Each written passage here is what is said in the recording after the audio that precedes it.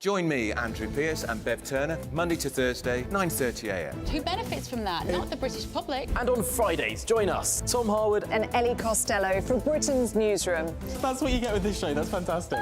If it's happening, we're talking about it on Britain's Newsroom. GB News, Britain's news channel. GB News, unlike other broadcasters, isn't obsessed with the London-Westminster bubble. We think there's a nation beyond the M25, and that's why we talk about the issues that matter across the land. Join me on State of the Nation, 8 to 9 o'clock, Monday to Thursday, on GB News. Daisy's listening, and you should too. People in Britain, they love free speech, but they also love fair play. I don't care if I'm speaking somebody from a trade union, from the Labour Party, somebody from the SNP. And I think the viewers like to see that actually we can challenge one another, but in a positive way. We think we ask the questions that people want to ask, and often we ask the questions that we wanted to ask in Parliament but never got the chance to ask. So join us every Saturday, 10 a.m. till noon on GB News, Britain's news channel. The Live Desk with me, Mark Longhurst. And me, Pip Thompson. It's here Monday to Friday on GB News. From midday, we'll bring you the news as it breaks, whenever it's happening and wherever it's happening, from across the UK and around the world. Refreshing, feisty, but with a bit of fun too. If it matters to you, we'll have it covered on TV, radio and online. Join the Live Desk on GB News, the People's Channel, Britain's news channel. In a world of dull and predictable radio and TV shows. Oh, hi. On Mark Dolan tonight, we've got big guests. We drill into the big stories of the day. The show adds up to a brilliant listening and viewing experience. Mark Dolan Tonight is the most entertaining current affairs show ever, and that's a fact. That's Mark Dolan Tonight, Friday, Saturday and Sunday from 9. Only on GB News, Britain's news channel.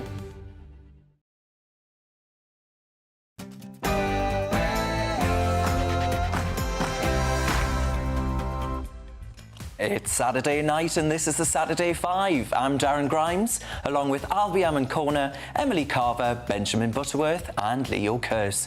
Tonight on the show, the BBC can't so easily hide its Savile shame.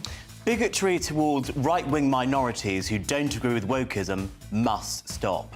Hating women should not be a crime. And we need to concrete over the green belt for the sake of our young people. And Just Stop Oil's backter Dale Vince isn't trying to save the planet, he's just trying to save his wallet. It's 7 p.m. and this is the Saturday 5.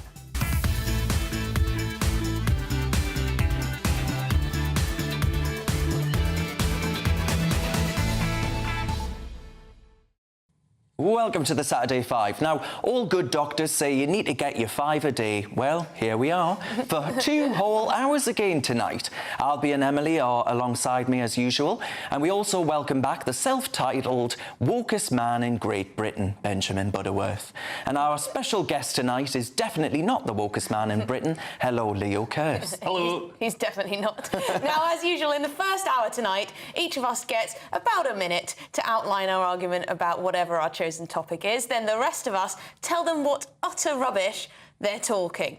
Then we've got lots more fun in the second hour, including the 5 of us revealing our very, very unpopular opinions. And we've got a new feature, Flummox the 5. Yes, our producer came up with that one. And as well as your views on all of our topics tonight, we also want your questions, which will all be read out live and unfiltered later on in the show.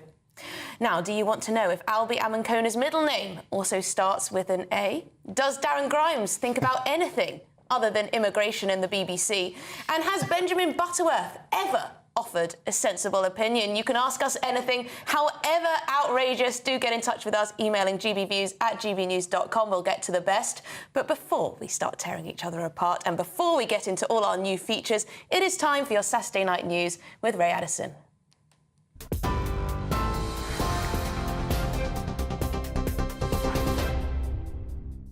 Thanks, Emily, and good evening. Our top story tonight. Nearly 200 Palestinians and at least 200 Israelis have been killed, with more than 1,100 injured. That's after the Hamas terrorist organisation launched a surprise attack on Israel. Those of you watching on TV can see live footage now of the Gaza skyline after thousands of rockets were fired and gunmen crossed the border in a deadly assault. Local news reporting that civilians in border towns barricaded themselves in their homes and were pleading for help. Hamas says Israeli captives are being held in secure places, including tunnels. Israel's energy minister said they would cut off the energy supply to Gaza. Foreign Secretary James Cleverly says the UK will not tolerate terrorism. The UK completely condemns these terrorist acts against Israel, and we support Israel's right to self-defense. And of course, we will be working closely with the Israeli government. We're already in contact with them and will continue to do so, both to protect British nationals in Israel and to try and bring peace as quickly as possible. Well, dozens of Hamas terrorists have been stopped by Israeli naval personnel, according to Israel's defence forces.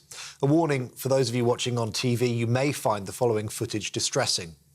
Now, earlier on this morning, the IDF pursued dozens of terrorists along the southern maritime area as they tried to enter Israeli territory via the water. Soldiers opened fire on the militants, successfully destroying 4 vessels. Hamas terrorists were also stopped as they tried to cross into Israel along the southern border. Well, back here, 260 suspected rapists have been labelled as females by police over the last 4 years. That's according to data from the Crown Prosecution Service, which was obtained by the Daily Telegraph. The classification comes despite the Home Secretary urging police not to label rape suspects as women, as by law it can only be committed by a biological male. The figures show a further 209 suspects were recorded with sex unknown.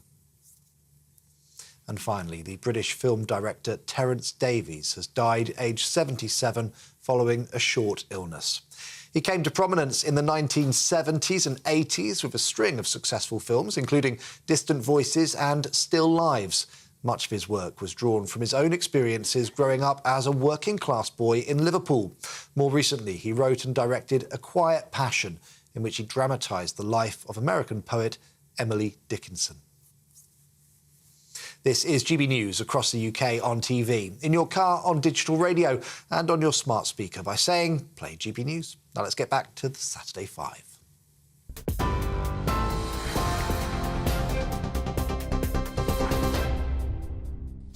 Thanks, Ray. It's Saturday night and you are with the Saturday 5 tonight. I'm Emily Carver. It's been pretty hot outside today and things are about to get similarly heated in here as we debate some of the biggest topics of the week and some that you might have missed. So let's crack on with tonight's first hot topic. Now then, Darren is going to tell us why he is distinctly unimpressed by the BBC's new Jimmy Savile drama.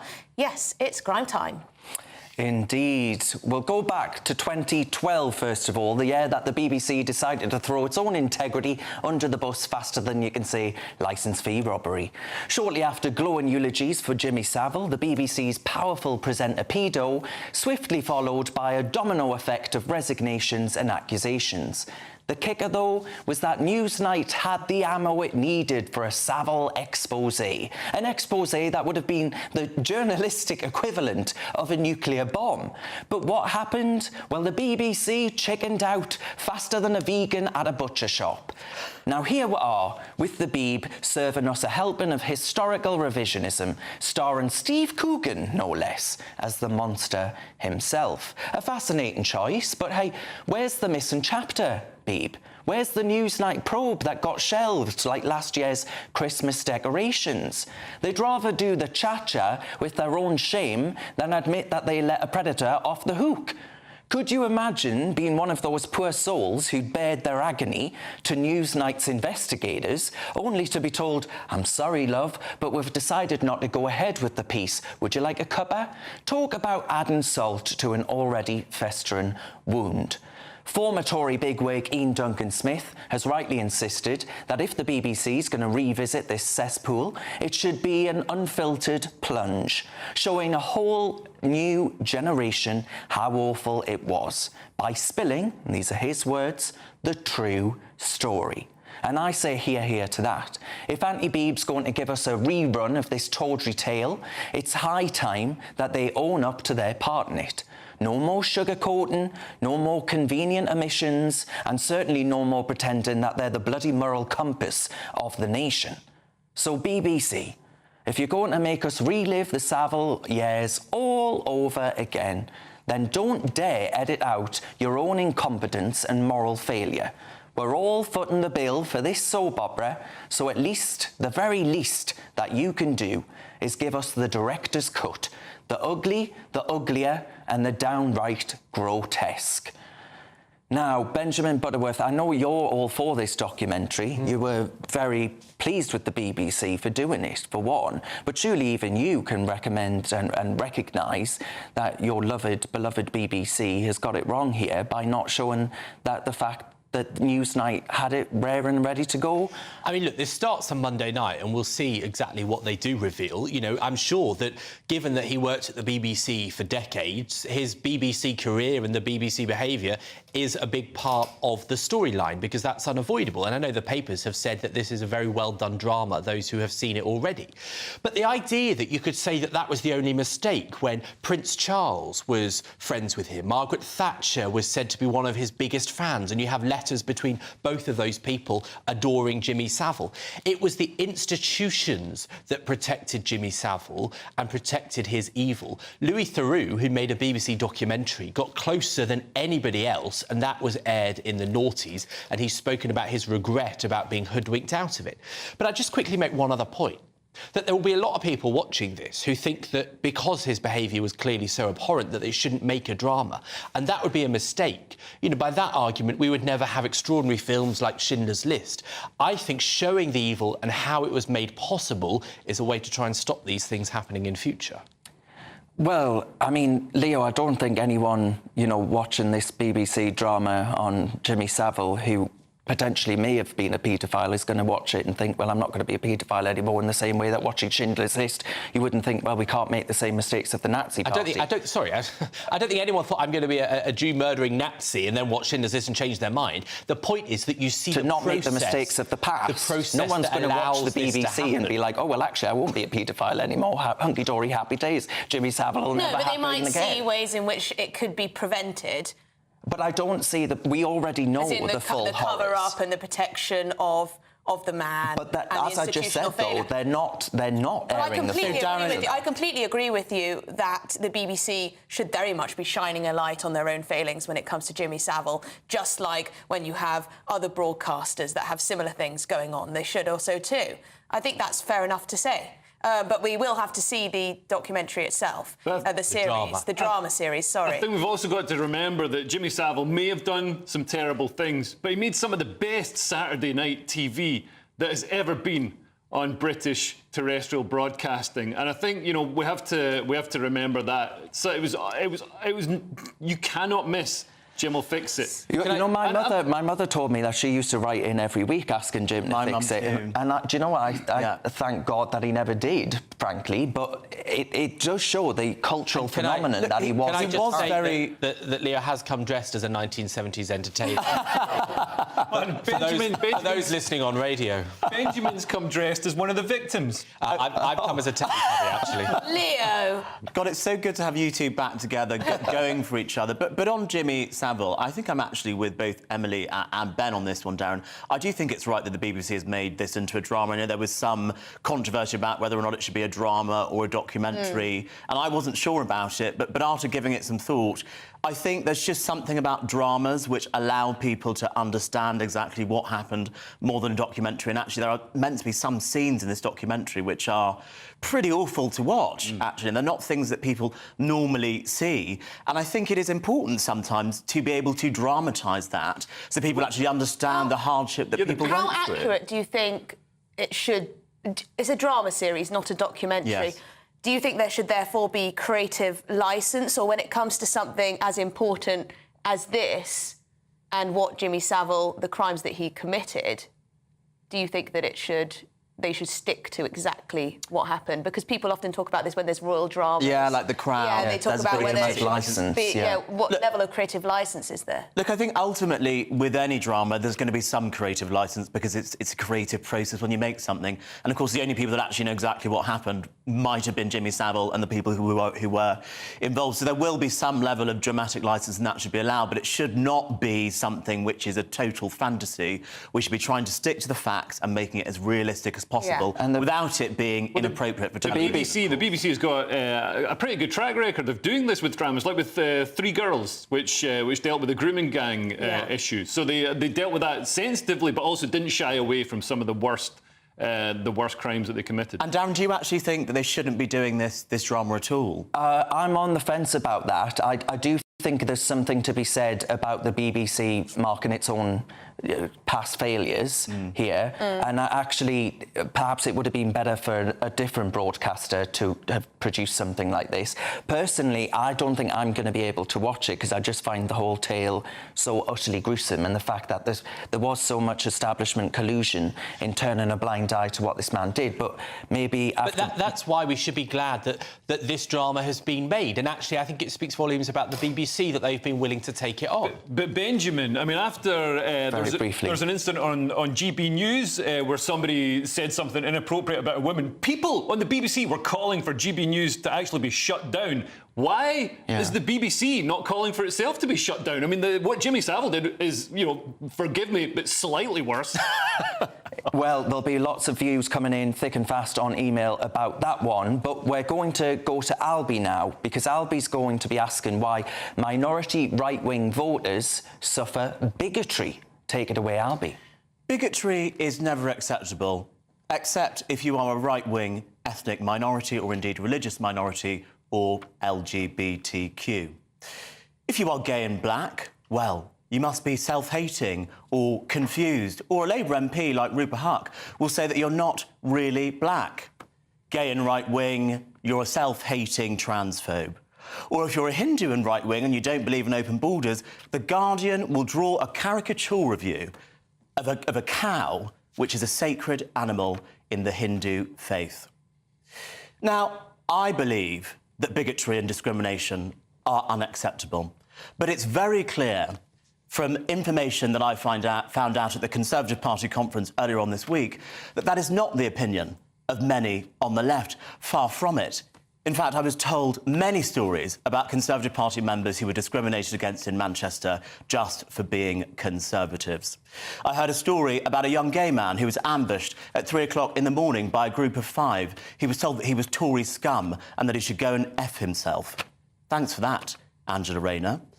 I was told about a group of gay Conservatives who were out in the gay village, who were enjoying a drink, quietly getting on with their own business, and then who were thrown out of the bar just for being Conservatives, though it has been brought to my attention that a drink may have been thrown as the group of people were being thrown out. Some might say, good on them. The simple fact of the matter is, bigotry and discrimination are not acceptable. So why is it that left-wingers want people like me to submit to the woke dogma? I'm not going anywhere, and to those people at home who are from ethnic minority backgrounds, or gay, or from a religious minority who don't submit to the woke dogma, I'm right behind you. To those of you who hate us, we're not going anywhere, we won't shut up, we won't go away, and we'll never be left-wing. Benjamin, you must consort with these types of people quite a lot, who seem to be terrible people. You do. You're not one of them yourself. Who seem to be very confused by people like me, who will say things like, Albie, you're a self-hating gay, or Albie, you're an Uncle Tom. Do you ever tell them not to? Well, I mean, I wouldn't use those words, the latter being racist, in my opinion. But look, frankly, I listened to that monologue and I thought, get over yourself. Actually, I think there is a special place in hell reserved for people from minority groups who pull the ladder up after them.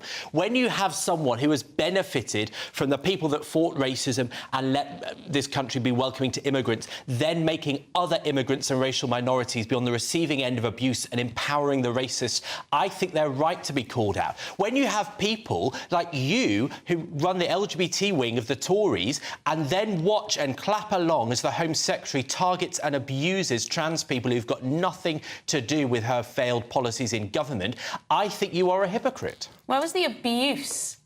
of transgender people? By mocking and ridiculing How? them in the way that when Rishi Sunak gets up there and essentially says that trans people don't exist, that is not because it's some great intellectual remark. He did. He said a man is a man and a woman is a woman. Now, what that means is that you can't change. He didn't say a trans woman. He didn't say trans woman. But you know full well the only reason he says that is to appeal to the bigots. Now, that's fine. Hang on, To appeal to like people who believe in biological reality. Yes. Which is the vast majority. And yet, but that is the argument I'm making, that that's saying that transgender people and people that are transgender don't exist. No, and they exist. Benjamin, They exist, I but can't they're take this transgender. moral superiority here. I think Albie, maybe he needs to get over himself, but I think he makes a good point. I think he makes a very good point that the left find it very uncomfortable to see minorities not support left-wing ideology. And I think it's a simple case of bullying. They're trying to bully them into some kind of submission or just to at least stay quiet. But when you have people that support government policies that I consider to be bullying, I think Rishi Sunak bullied transgender people in this country with his speech at party conference. And I don't know how you, as someone who claims to be a trans ally in an LGBT group that you run, can support that. Well, I'm actually interested in what Darren thinks about bullying, because I think you are possibly one of the most targeted right-wing gay men in social media, in media in general, because of your political views. How do you feel when you are personally targeted and when people like Ben say that you should get over yourself? Benjamin. Well, I have asked him to stop tweeting me, but, you know, he does it anyway. And, you know, I've been thrown out of gay bars in Newcastle and told that actually it's because of my view on the trans debate, which my view, putting it plainly and simply, is wear what you want, call yourself whatever you like, but a man is a man and a woman is a woman. You are a trans person, and therefore, you know, your biological sex is immutable and can't be changed. That's my view. It's a pretty simple view, but that gets you thrown out and cast out by the people that accuse us of being bigoted and small-minded and not diverse enough and all the rest of it. But when it comes to inclusion, you people want to narrow down and have a very small and increasingly narrow worldview allowed into establishments that you say are inclusive. Benjamin, may I just come in here? Because Benjamin, Darren's pitch there of what he believes, is that not quite a liberal view? He says biological sex is immutable, but he doesn't care if someone wants to present themselves as another gender. What's the problem with that? But he does care, because if you support someone like Suella Braverman, who basically constantly tries to paint transgender people as being a threat to biological women, as being a threat to the social fabric of that country, that is bullying and that is unfair. But that's a misrepresentation. We've seen biological males exploit gender ideology to get into women's spaces. Yeah. Nobody's got an issue with genuine trans women. It's a lot of people do, and this government empowers those people. And, you know, this policy was that you couldn't have a trans woman in a women's ward. No one had ever complained about that. FOIs I think have the woman who revealed. was raped by a transgender woman complained about it. There have been no cases in 102 NHS trusts. And, of course, someone who is a rapist is the lowest of the low. I don't think every other trans person should live like that. And to come back to Albie's point, you know, when people talk about section of the black community, a disproportionate number go to prison. But if they were to talk about your rights and your quality of life based on people that have done reprehensible things and are also black, that would clearly be racist. Do you not see that these other things, supported by the party you advocate for, behave in a similar way? Benjamin, the party that I advocate for introduced same-sex marriage. The party that I advocate Most Tory MPs voted the against party same-sex in Northern marriage. Ireland in 2019, where there was a Conservative majority for the policy. The party that I advocate for introduced LGBT relationship and sex education in schools. The party that I advocate for, Benjamin, every time you go to the clinic and pick up your PrEP, which I hope you do, by the way, you can thank Jeremy Hunt and Matt Hancock for that, introducing a strategy which is going to reduce, in fact, eliminate HIV transmissions by 2030. That is what the party I advocate for does. There you go, actions and not just words. You know, I mean, you're so sensitive. People are allowed to have different opinions on things. Yeah, I'm not sensitive. I'm willing to stand up to bullies like opinions on you Suella turning up as one of the bloody Teletubbies, but I don't go on about it, do I? Well, I'm glad you took the joke I gave Shots 10 minutes ago. But look, I mean, Ben the flower pot man I don't there. need those medicines because I don't have a sex life, so it doesn't affect me. That's enough of that. We don't want to know, do we? Right, OK, well, still to come. Still to come tonight on that bombshell, yes. And I think Benjamin looks rather nice in his orange outfit. Anyway, still to come, Dale Vince is going to stop funding Just Stop Oil. So we'll see what Leo thinks about that. He reckons there is more than meets the eye to all this. And Benjamin will tell us what he makes of Labour's plans to solve the housing crisis. But next, Angela Rayner wants the hatred of women to be a hate crime. Should it be? It's almost time for the Carver Palaver. You're the Saturday 5 live on GB News. Stay with us.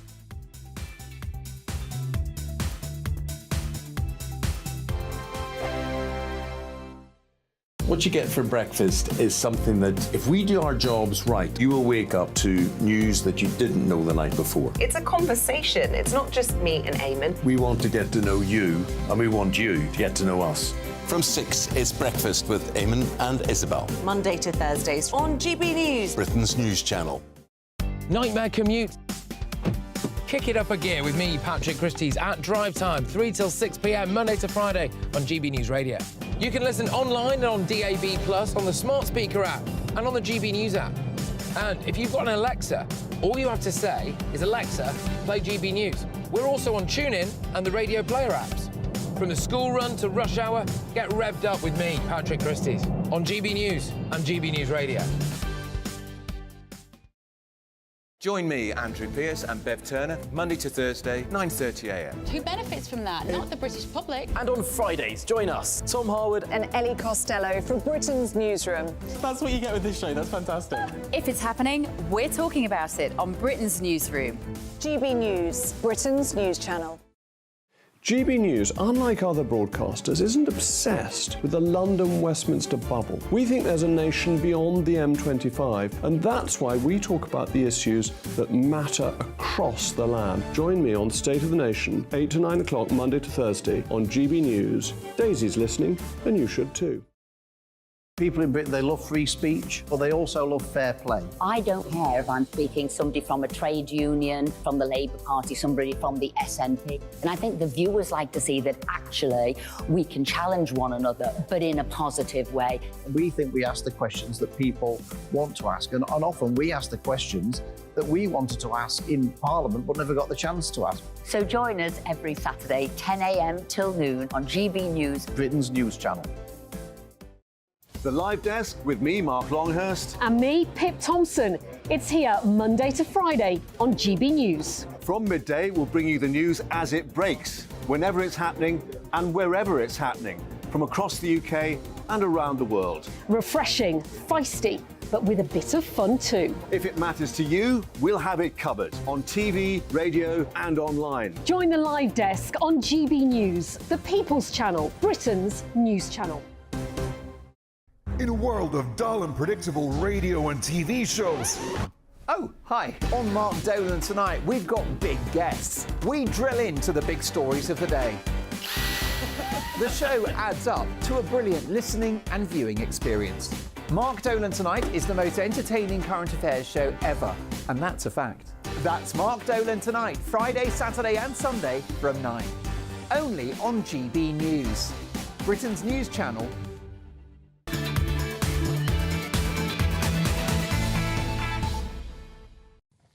Welcome back to the Saturday 5. Cheers very much for your emails and your company. On your emails, Maria has written in, and Maria says, thank goodness Benjamin has changed out of his deck chair shirt, which she says is just as bad as his jumble sale jerseys. Well, there we are. Fashion critique. On the BBC, Richard has written in, he says, the BBC is a hypocritical airbrushing temple of woke. What else do you expect? Adam says, I'm completely shocked that the BBC thought that a Savile drama was the right move. I think a drama could potentially glamorise it. A documentary would provide the proper tone. Yeah, that's an interesting point. It is, isn't it? And on right-wing bigotry, Christian's written in to say, Albie is right. This country has such a serious problem. Anybody who thinks an open border is not a good idea is branded as a racist Nazi. It's absolutely stupid and is crippling progress of discussion, which is a good point on free speech, is it not, Albie? Now, It's time, though, for our next debate. Up next, it's Emily, and Emily's going to tell us whether Labour are getting it right with their plans to make misogyny a hate crime. So she's here, she's fresh from the kitchen. Oi! It's Emily with her carver palaver. I was about to say I don't want misogyny to be a hate crime, but maybe after that one we should get him banged up. Anyway, Angela Rayner, the lovely Angela Rayner, has announced that misogyny will be a hate crime under Labour. So, is this what women want? I think it's safe to say we certainly don't want rampant, unchecked misogyny, do we, Darren? So what's the problem with making misogyny a crime? Why not make it illegal? Surely that's the only way to stop this horrible misogyny and hatred of women. In her speech, Rayner gave no real explanation as to why it's a brilliant idea, though. Let's have a look. Next Labour government will amend the Equalities Act to introduce a legal duty for employers to take all reasonable steps to stop sexual harassment before it starts. But that's not all. We will make misogyny a hate crime. Well, there you go, rapturous applause, but rape is already a crime, sexual assault is already a crime, persistent sexual harassment is already a crime last time I looked. Now, the Law Commission looked into this. They had an intensive consultation and they came to the conclusion that making misogyny a specific hate crime would not be effective in countering the very real problem of violence, abuse and harassment of females. And it may actually be counterproductive. So what I think we need is better policing, better enforcement of the law and a better resourced justice system, not piling ever more laws on top of laws, on top of other laws. Now, full disclosure, I have a problem, I think, with hate crimes as a concept. If you punch someone in the face and it's deemed to have had a sexist motive, should it be punished more severely just by virtue of that? And who decides the legal definition of misogyny? And do we then need misandry too to be on the statute books? I'm not so sure. But as the great Claire Fox said in the House of Lords, it's tokenistic, avoids the real problems that face women, and is unlikely to help us at all. So there we go. Now, hate crimes, it's quite a controversial topic. Darren, do you think we need misogyny to be a hate crime? Well, I'm the proud owner of a non-crime hate crime. Right. So, which was one of those things that they got rid of. Hate incident. Hate incident. Ah, yes. Hate incident. That's the title of it. Look, I think that this is the infantilization of people, right? Where do we then have a chilling effect on comedy, for example? I mean, you might not like a comedy. I'm trying to think of a sketch of maybe a Roy Chubby Brown in this world or someone like that. A mother-in-law joke. Or anything Leo misogyny? says. Is that misogyny? What I just said at the start there about you being in the kitchen. Obviously a joke. You weren't in the kitchen, you're not very good at it. She is, actually. I've had her food. It's very, very good.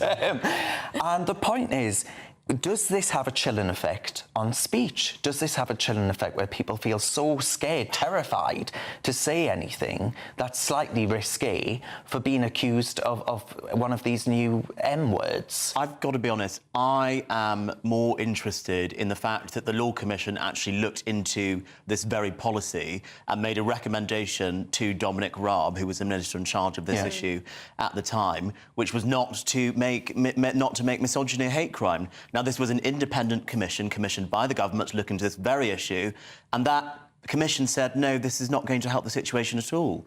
And if we look at all of the legislation that has been put in place, let's put hate crime legislation in the first place, has it actually stopped hate crime? No. We have actually seen hate crime in some groups. Let's take against transgender Brits, for example. Most recently this year, in some data which came out, transgender hate crime is up 11%. So the point is, when we legislate against something, it doesn't always end the problem that we're trying to solve, and maybe we should try and find other means of solving the problem other than legislation. Hate crimes don't end in very many convictions either. Because they're but I think Albie's made the complete wrong point, because, you know, as a gay person, the reason the numbers of hate crimes reported hate crimes have risen has a lot to do, actually, with people feeling able to report and to pursue some of the things that they've been on the receiving end of. You know, I'm a gay man, I'm a practising homosexual, and I feel empowered by a law... I don't think you're practising. TMI. I feel empowered by that law if somebody is abusive to me in the street. And I managed to get a hate crime conviction. No, but what about a man Emily's who threatened to stab me?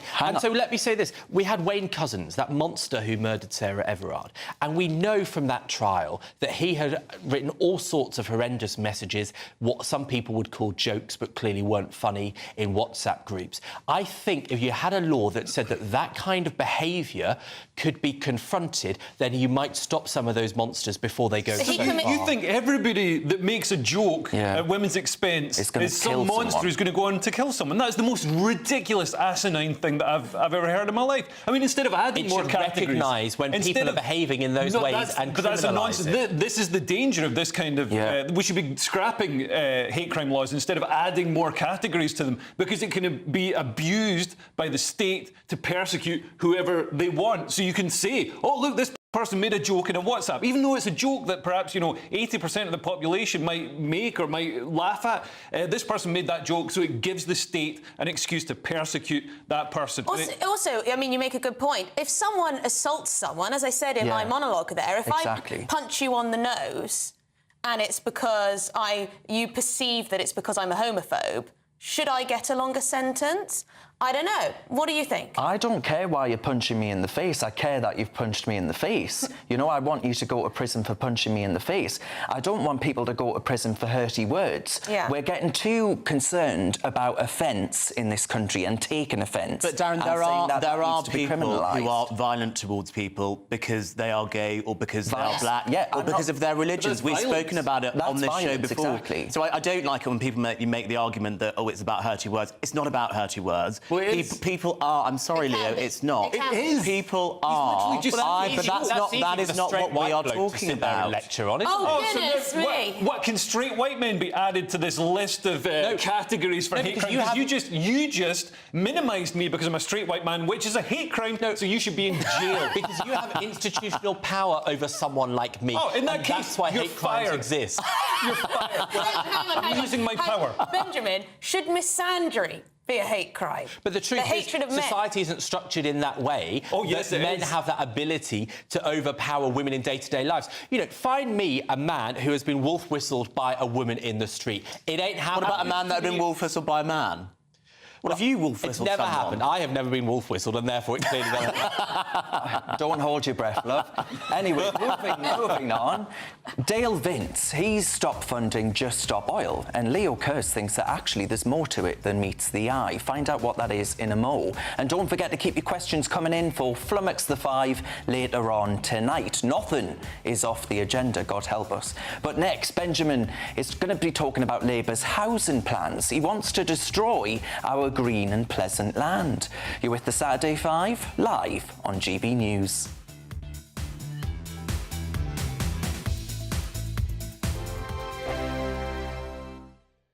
The Live Desk with me, Mark Longhurst. And me, Pip Thompson.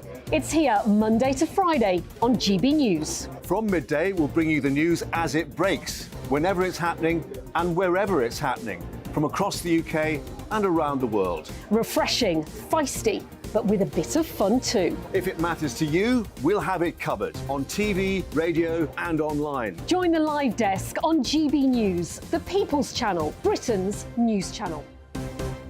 So Jubes and Kerr, we tackle the issues of the day with real robust debate, both sides of the fence, battling it out with me in the middle with my forthright opinions and views. And often really interesting things happen because you start with a position and then by the end of the debate you find actually, I might not have thought about that one. What we need in this country is two new political parties. You should maybe think about doing a 2024 calendar. I'm Michelle Dewberry and I'm keeping you company right through until 7 o'clock this evening. GB News, the People's Channel, Britain's watching. People in Britain, they love free speech, but they also love fair play. I don't care if I'm speaking somebody from a trade union, from the Labour Party, somebody from the SNP. And I think the viewers like to see that actually we can challenge one another, but in a positive way. We think we ask the questions that people want to ask, and often we ask the questions that we wanted to ask in Parliament but never got the chance to ask. So join us every Saturday, 10 a.m. till noon on GB News, Britain's news channel. In a world of dull and predictable radio and TV shows. Oh, hi. On Mark Dolan tonight, we've got big guests. We drill into the big stories of the day. The show adds up to a brilliant listening and viewing experience. Mark Dolan Tonight is the most entertaining current affairs show ever, and that's a fact. That's Mark Dolan Tonight, Friday, Saturday and Sunday from 9. Only on GB News, Britain's news channel. Join me, Andrew Pearce and Bev Turner, Monday to Thursday, 9:30 a.m. Who benefits from that? Not the British public. And on Fridays, join us, Tom Harwood and Ellie Costello from Britain's Newsroom. That's what you get with this show. That's fantastic. If it's happening, we're talking about it on Britain's Newsroom. GB News, Britain's news channel.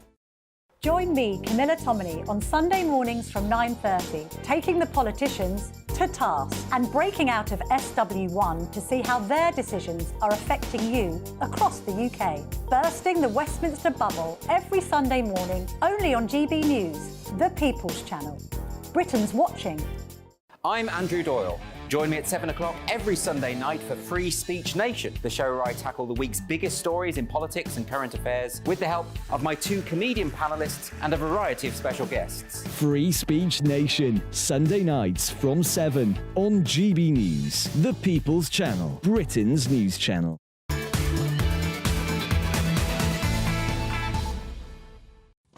Welcome back to the Saturday 5. Thank you for your emails too. Susan, there's a lot of bullying going on for Benjamin and his outfit choice. He's so upset. Benjamin's outfit actually looks like he's a Just Stop Oil protester. Oh, there we go. That is quite accurate, to be fair, Susan. And Terry says Leo was dressed like a 70s clown. So there you go. Equal opportunities for you too. There's no hierarchy here. And on misogyny, Mike says, hatred per se should never be a crime in itself. Hatred is a normal human emotion that should be taken into account by a court, but that is all. And Alistair says, if we're going to make misogyny a crime, then we need to make misandry a crime too. Well, thank you very much for your emails. Keep them coming through. Also, give us your questions, because we're going to get to those very shortly as well. But up next... Yes, it's Benjamin, and Benjamin's going to tell us why the time has apparently come to wave goodbye to our beautiful countryside. Can't wait how he's going to justify this one. Away you go, Benjamin. Yes, that's right. I agree with Angela Rayner, the Shadow and Future Housing Secretary, who says we need to build new towns and new houses right across Britain. Britain doesn't have anything like enough homes for millions of people under the age of 40. The chance of getting on the housing ladder and fulfilling the dream Thatcher spoke of being a homeowner is over. Even really quite well-paid people, if they live in the southeast, if they live in a city like London, can't get on the housing ladder.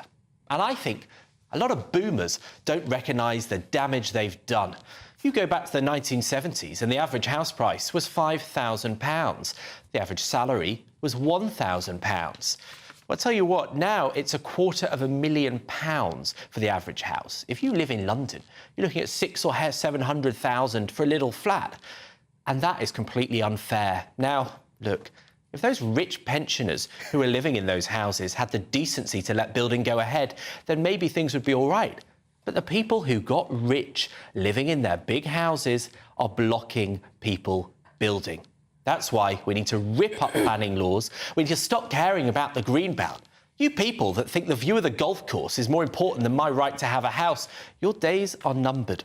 And so let's drown out those people moaning about house building with the sound of diggers across Britain. Let's get building.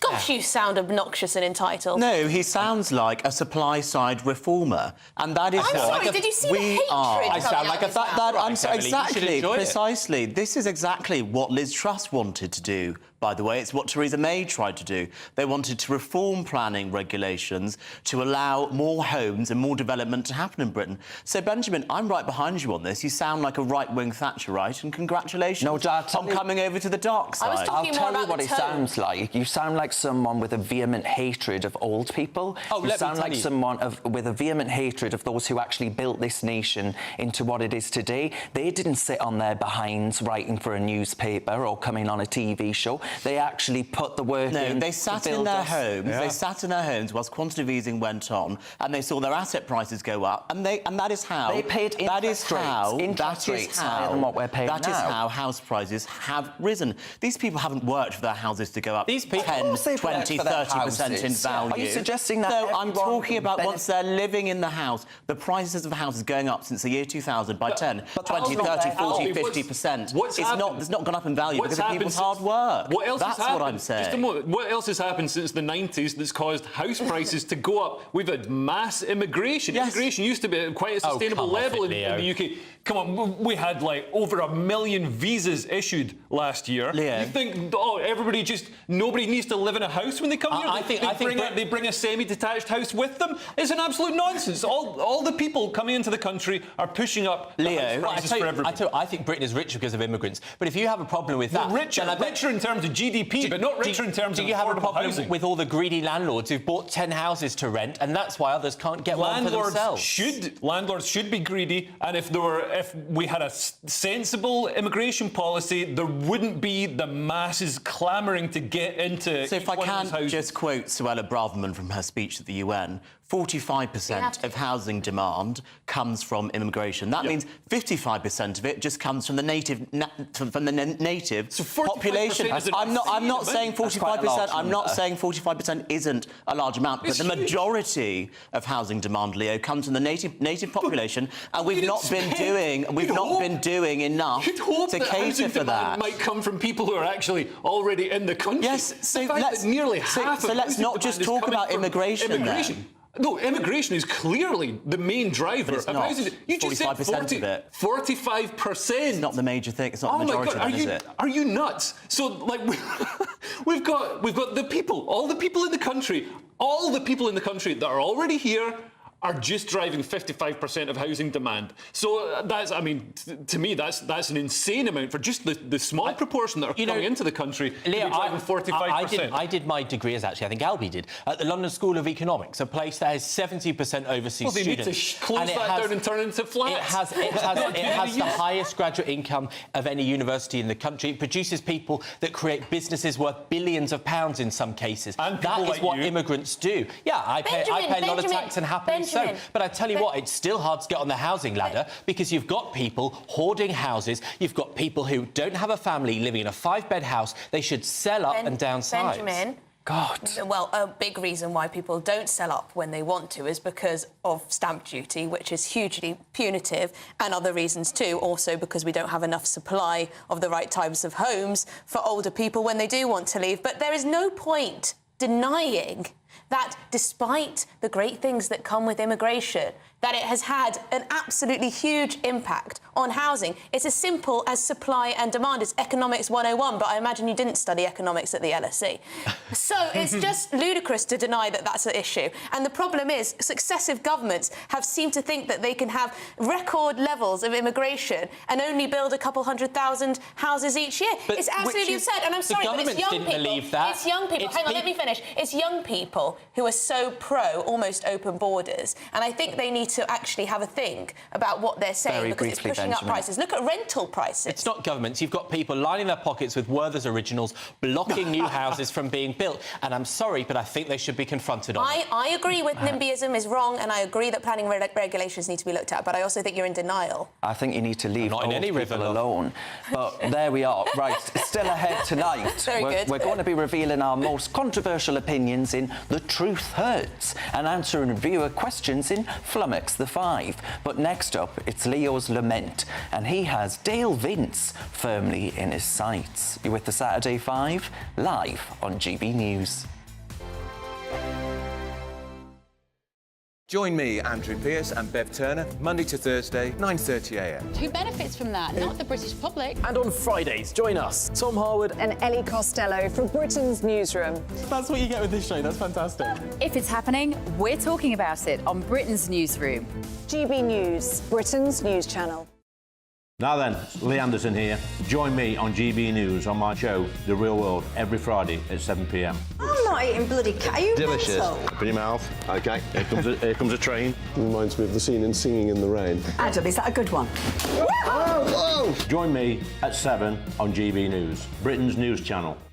Join me, Camilla Tominey, on Sunday mornings from 9:30, taking the politicians her task and breaking out of SW1 to see how their decisions are affecting you across the UK. Bursting the Westminster bubble every Sunday morning, only on GB News, the People's Channel. Britain's watching. Join us every night on GB News at 11 p.m. for Headliners, which is 3 top comedians going through the next day's news stories, which is exactly what you need, because when the establishment has gone crazy, you need some craziness to make sense of it. So join us 11 p.m. every night on GB News, the People's Channel, Britain's news channel. I'm Andrew Doyle. Join me at 7 o'clock every Sunday night for Free Speech Nation, the show where I tackle the week's biggest stories in politics and current affairs with the help of my 2 comedian panellists and a variety of special guests. Free Speech Nation, Sunday nights from 7 on GB News, the People's Channel, Britain's news channel. Every Sunday from 11, join Michael Portillo. There will be topical discussion, looking at the week before and the week to come. So kick back and relax at 11 a.m. on Sundays on GB News with me, Michael Portillo. GB News, the People's Channel, Britain's news channel. Nightmare commute? Kick it up a gear with me, Patrick Christie's, at drive time, 3 till 6 p.m, Monday to Friday on GB News Radio. You can listen online and on DAB+, on the smart speaker app, and on the GB News app. And if you've got an Alexa, all you have to say is, Alexa, play GB News. We're also on TuneIn and the Radio Player apps. From the school run to rush hour, get revved up with me, Patrick Christie's, on GB News and GB News Radio. In a world of dull and predictable radio and TV shows. Oh, hi. On Mark Dolan tonight, we've got big guests. We drill into the big stories of the day. The show adds up to a brilliant listening and viewing experience. Mark Dolan Tonight is the most entertaining current affairs show ever, and that's a fact. That's Mark Dolan Tonight, Friday, Saturday and Sunday from 9. Only on GB News, Britain's news channel.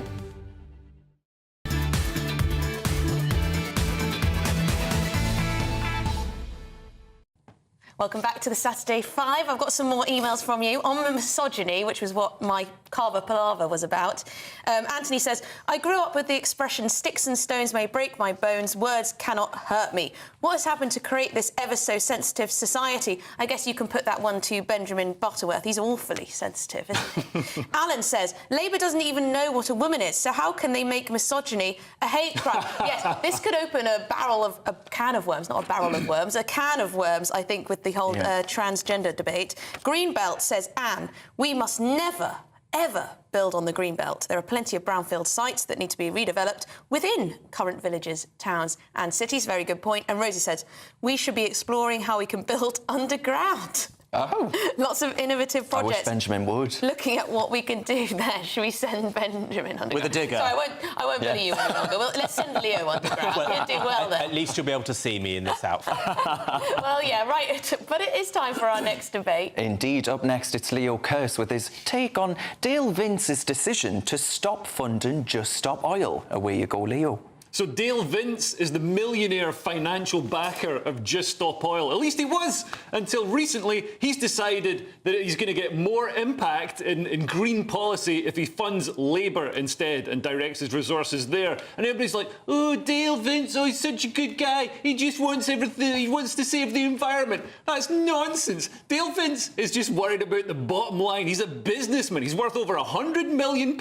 Under the last Labour government, he donated £1.5 million to them and got £36 million in subsidies in return. That is the best investment a businessman could possibly make. He's not trying to save the environment, he's trying to line his pockets. And even funding Just Stop Oil was just was a way to try and make it seem as if there's this public surge of support for green policy that was so strong that people were throwing themselves into the roads. No, he's paying them. He's paying them to do that. And what I don't understand is when some people are being arrested for saying they want to encourage or want to fund criminality, for example, cutting down ULEZ cameras, they're apprehended by the police. Why is Dale Vince not being apprehended by the police as well for funding Just Stop Oil? So Dale Vince, I think he's a fraud and a phony, and he's just out for himself.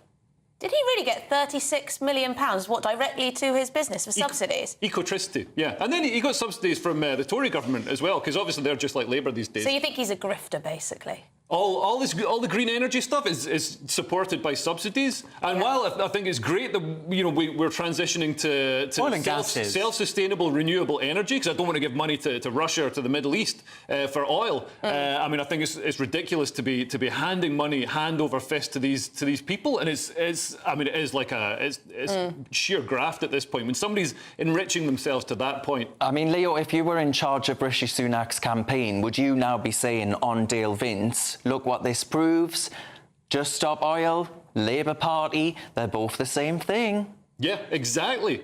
And if you're worried about corruption, I mean, here's a prime example of buying government influence. I mean, I think that's highly dubious and completely untrue, and I'm sure Dale Vince would aggressively disagree with that and refute it. And the truth is that actually, the idea you're trying to paint Just Stop Oil as some establishment organisation is clearly absurd. Well, they're richer than I am. This is someone who's put his money where his mouth is to fund a group that's trying to take on the status quo. The establishment is the massive oil companies who fund the Tory party. They're committing criminal acts to pursue their agenda. They're not just, stopping people in the street and asking them to take a leaflet. Well, Just Stop Oil does a lot of things, and they've clearly worked because everyone watching us right now knows what Just Stop Oil is. They've highlighted the campaign. Hang on, it hasn't worked because we've got new licences in the North Sea. Well, that's because you've got a Tory party who is paid and funded by the oil industry. Have you got a gas boiler? Have you got a gas boiler? Yes, you do. So you also make. How would you take your 18 flights a year, or how many flights you've taken this year, if we just stopped oil? Look, I get it. You are pro net zero. You support Just Stop Oil, but you're not actually doing anything. Well, whatever. You're defending net zero, Benjamin. But you at the same time took 18 flights this year. You boasted in the green room. You're not doing anything to get to net zero. You've got a worse carbon footprint than Emma Thompson. Well, hang on. I've just lived with the tribe in the ocean, so I achieved net zero for a week. I lived off trees. A week? Did you ride a bike to How get hard? here? But look, the serious point here is that we need to develop the technologies that mean that things like flights or cars don't have the damage that they do right now. Now, Dale Vince is a man who runs companies, you named Ecotricity, who runs companies that help us do that. We should be supporting him. Governments should be giving money to companies like that. You think that the government should be subsidising companies? Because if his company had a decent business model and there was demand, why would they need subsidies? Well, I didn't say subsidies. I said... Well, that's funding. Well, no, because, first of all, you might invest in ideas such as research and development that do this. And, government obviously has a big sway in lots of contracts. And the truth is that the idea that you think that is the corruption and the dodgy part of British politics is complete nonsense. That is corruption. That is money flowing. That is money... government influence being bought. Political influence being bought and somebody receiving huge amounts of largesse in return. Leo, this might be a surprise to you, but some people actually believe in things. Emily, I'm interested in the point you were just making. Are you anti the government subsidising innovative companies? I think it's very difficult because the government will choose often those with the loudest voices or those who already have the most influence. So it's unlikely that they're going to be giving subsidies to a lot of newcomers and startups that don't happen to have whatever this guy has, whatever Dale Vince has, or in other areas. So I worry that they pick winners and they don't always get it right when it comes to subsidies. But no, I'm not against the government investing in research and development and giving, companies the chance to sort of put their hat in the ring when it comes to some funding. But I do worry about, the broad-scale subsidisation. I'm against it. Governments are terrible at allocating money. That's why the Soviet Union failed while America rose. It's ridiculous. And from my experience, seeing the Arts Council funding comedy, they always pick the absolute worst comedians. If they're doing that across the science and technology sectors, then they'll be picking the worst companies in the world. There's also the argument that bad companies that can't sustain themselves on their own should die. Yeah. Because it makes way for other companies to grow in their place. And also, you know, how can they decide which technology is going to be the future winner? They can't really. But if you are... I mean, it's not really that difficult to when groups of entrepreneurs go and pitch to venture capitalists, for example. There's a scheme called Innovate UK. But they know what they're talking about. Well, no, but they use the same They're doing it with their own money. Yeah. So they're doing it... Exactly. They've got some skin in the game. Governments don't allocate money like that. A government is somebody else spending somebody else's money on stuff they have no clue about. And that's why governments are terrible at spending money. But you've gone off on a tangent because We're gonna have solar to end power, today. those powers are what we need. Right, well, yeah, good luck with your flight with the solar power. Well, that's it for our first hour tonight, but there's plenty more to come on the Saturday 5. We're going to be answering all of your questions in Flummox the 5, so do keep emailing in, gbviews@gbnews.com. We'll have a great guest along to tell us how you can make over 100 grand by being left out of a WhatsApp group. It's coming up and more. You're watching the Saturday 5 live on GB News. What you get for breakfast is something that, if we do our jobs right, you will wake up to news that you didn't know the night before. It's a conversation. It's not just me and Eamon. We want to get to know you, and we want you to get to know us.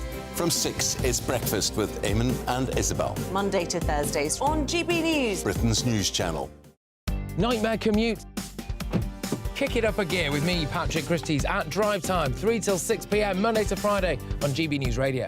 You can listen online and on DAB+, on the smart speaker app and on the GB News app. And if you've got an Alexa, all you have to say is, Alexa, play GB News. We're also on TuneIn and the Radio Player apps. From the school run to rush hour, get revved up with me, Patrick Christie's, on GB News and GB News Radio.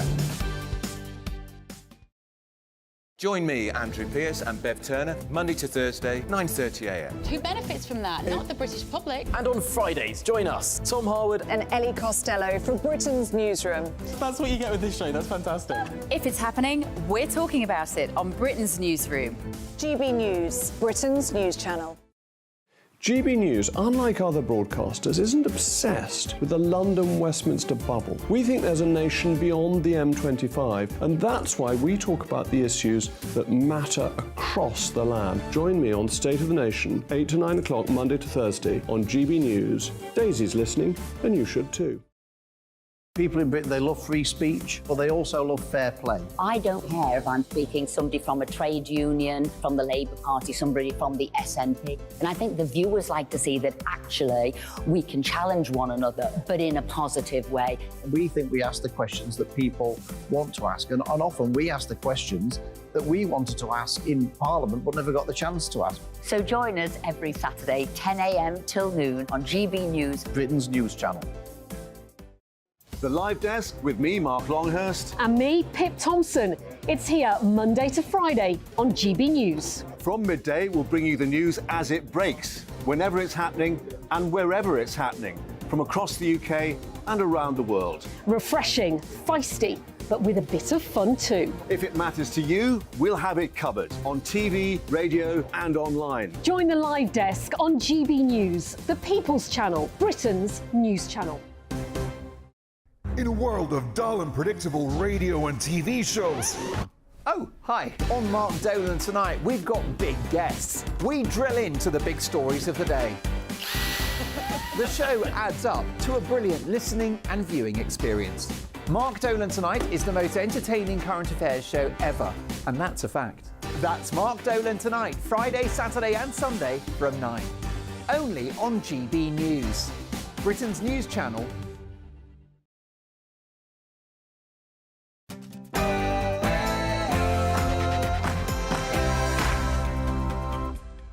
It's Saturday night. Welcome back to the Saturday 5. Cheers very much for your company. I'm Darren Grimes, along with Albie Hammond Corner, Emily Carver, Benjamin Butterworth, and Leo Kurtz. Loads more on the show coming up. What have we got for you? Well, we're going to discuss the plumber who got a 130 grand payout for just being left out of a work WhatsApp group. Not hard work if you get it. We're going to reveal our unpopular opinions in a brand new feature. Can't wait to see Benjamin struggle with that one. And don't forget, we've also got Flummox the 5. I'm excited for this one. We want your questions tonight. They're flying in already, and we will be answering them live and unscripted later on this hour. Possible questions could be anything from, should HS2 be extended to Scotland so we can send Leo Kearse back home? And please, has anyone out there got anything positive to say about Benjamin's top? Nothing is off limits tonight. Get in touch by emailing gbviews@gbnews.com. You can also tweet us as well at gbnews, Facebook us, whatever it is, your social media of choice. But before we start another hour of chaos, it is your Saturday Night News with Ray Addison.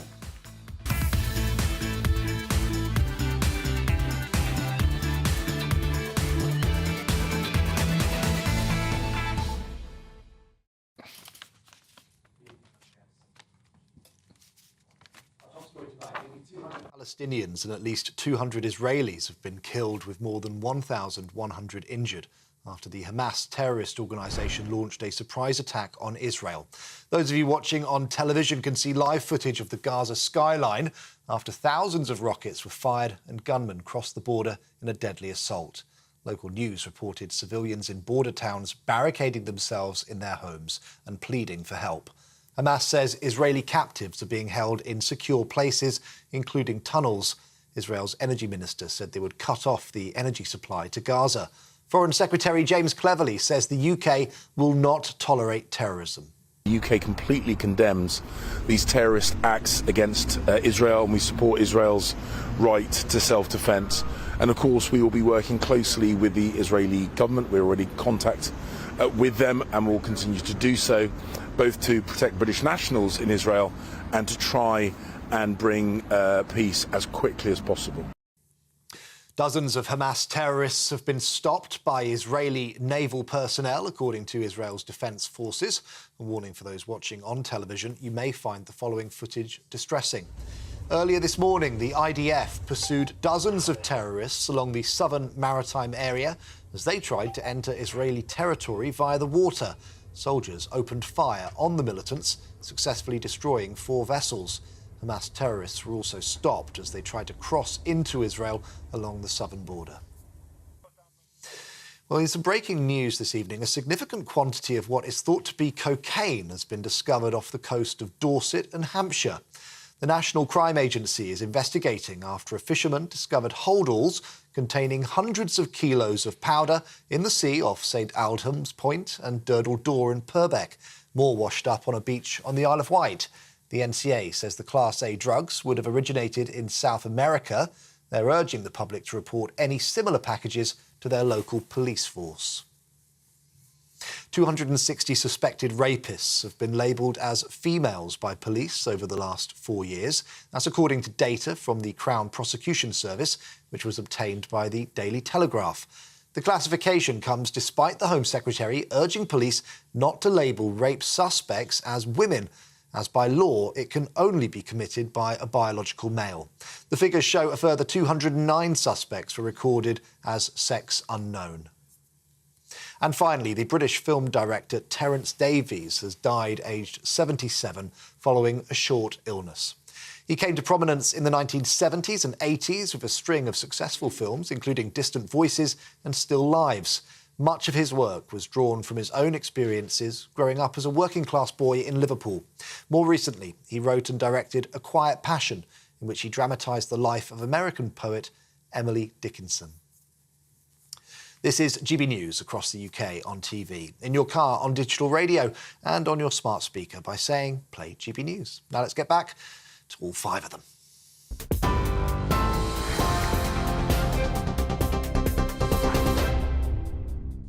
Cheers, Ray. Welcome back to the Saturday 5. Now, we're going to tackle the thorny issue of work WhatsApp groups, so stay tuned for that. But first, it's time for The Truth Hurts. It's the part of the show where we all reveal our most unpopular opinions. Yes, the time has come to think the unthinkable and say the unsayable. We're going out of our comfort zone to those dark places in our psyche we only normally visit after a particularly painful Keir Starmer speech. Who could possibly lead the way as we embark on this seedy journey into the unknown? Benjamin Butterworth. What is your unpopular opinion tonight? Well, as you observe, I think I've had 6 months of unpopular opinions on this show. But look, I know I'm not going to sound like I hate old people, and I don't, OK? But you ain't going to get a bus pass at 60 if I'm running the country, right? Who cares that you're 60? It's not the retirement age. You're not so old that you can't sort of walk and mobilise in most people's cases. The idea that you're getting free travel in London on the tube, discounts on the trains, a free bus pass. I think this gravy bus of free travel needs to end. Do you know what? My mum just texted me saying, just in the break, saying, Bitterbean really hates old people. Because this is the thing, you sometimes make very sensible points, because I don't think all over 60s need free bus passes, but you make them in such a bitter and twisted way. Well, I don't think 60-year-olds are old. I'm sure they'll be pleased to hear that. That's why they should. But do you know what's going to happen as soon as he gets to 60? He'll be making all the demands that he criticises now.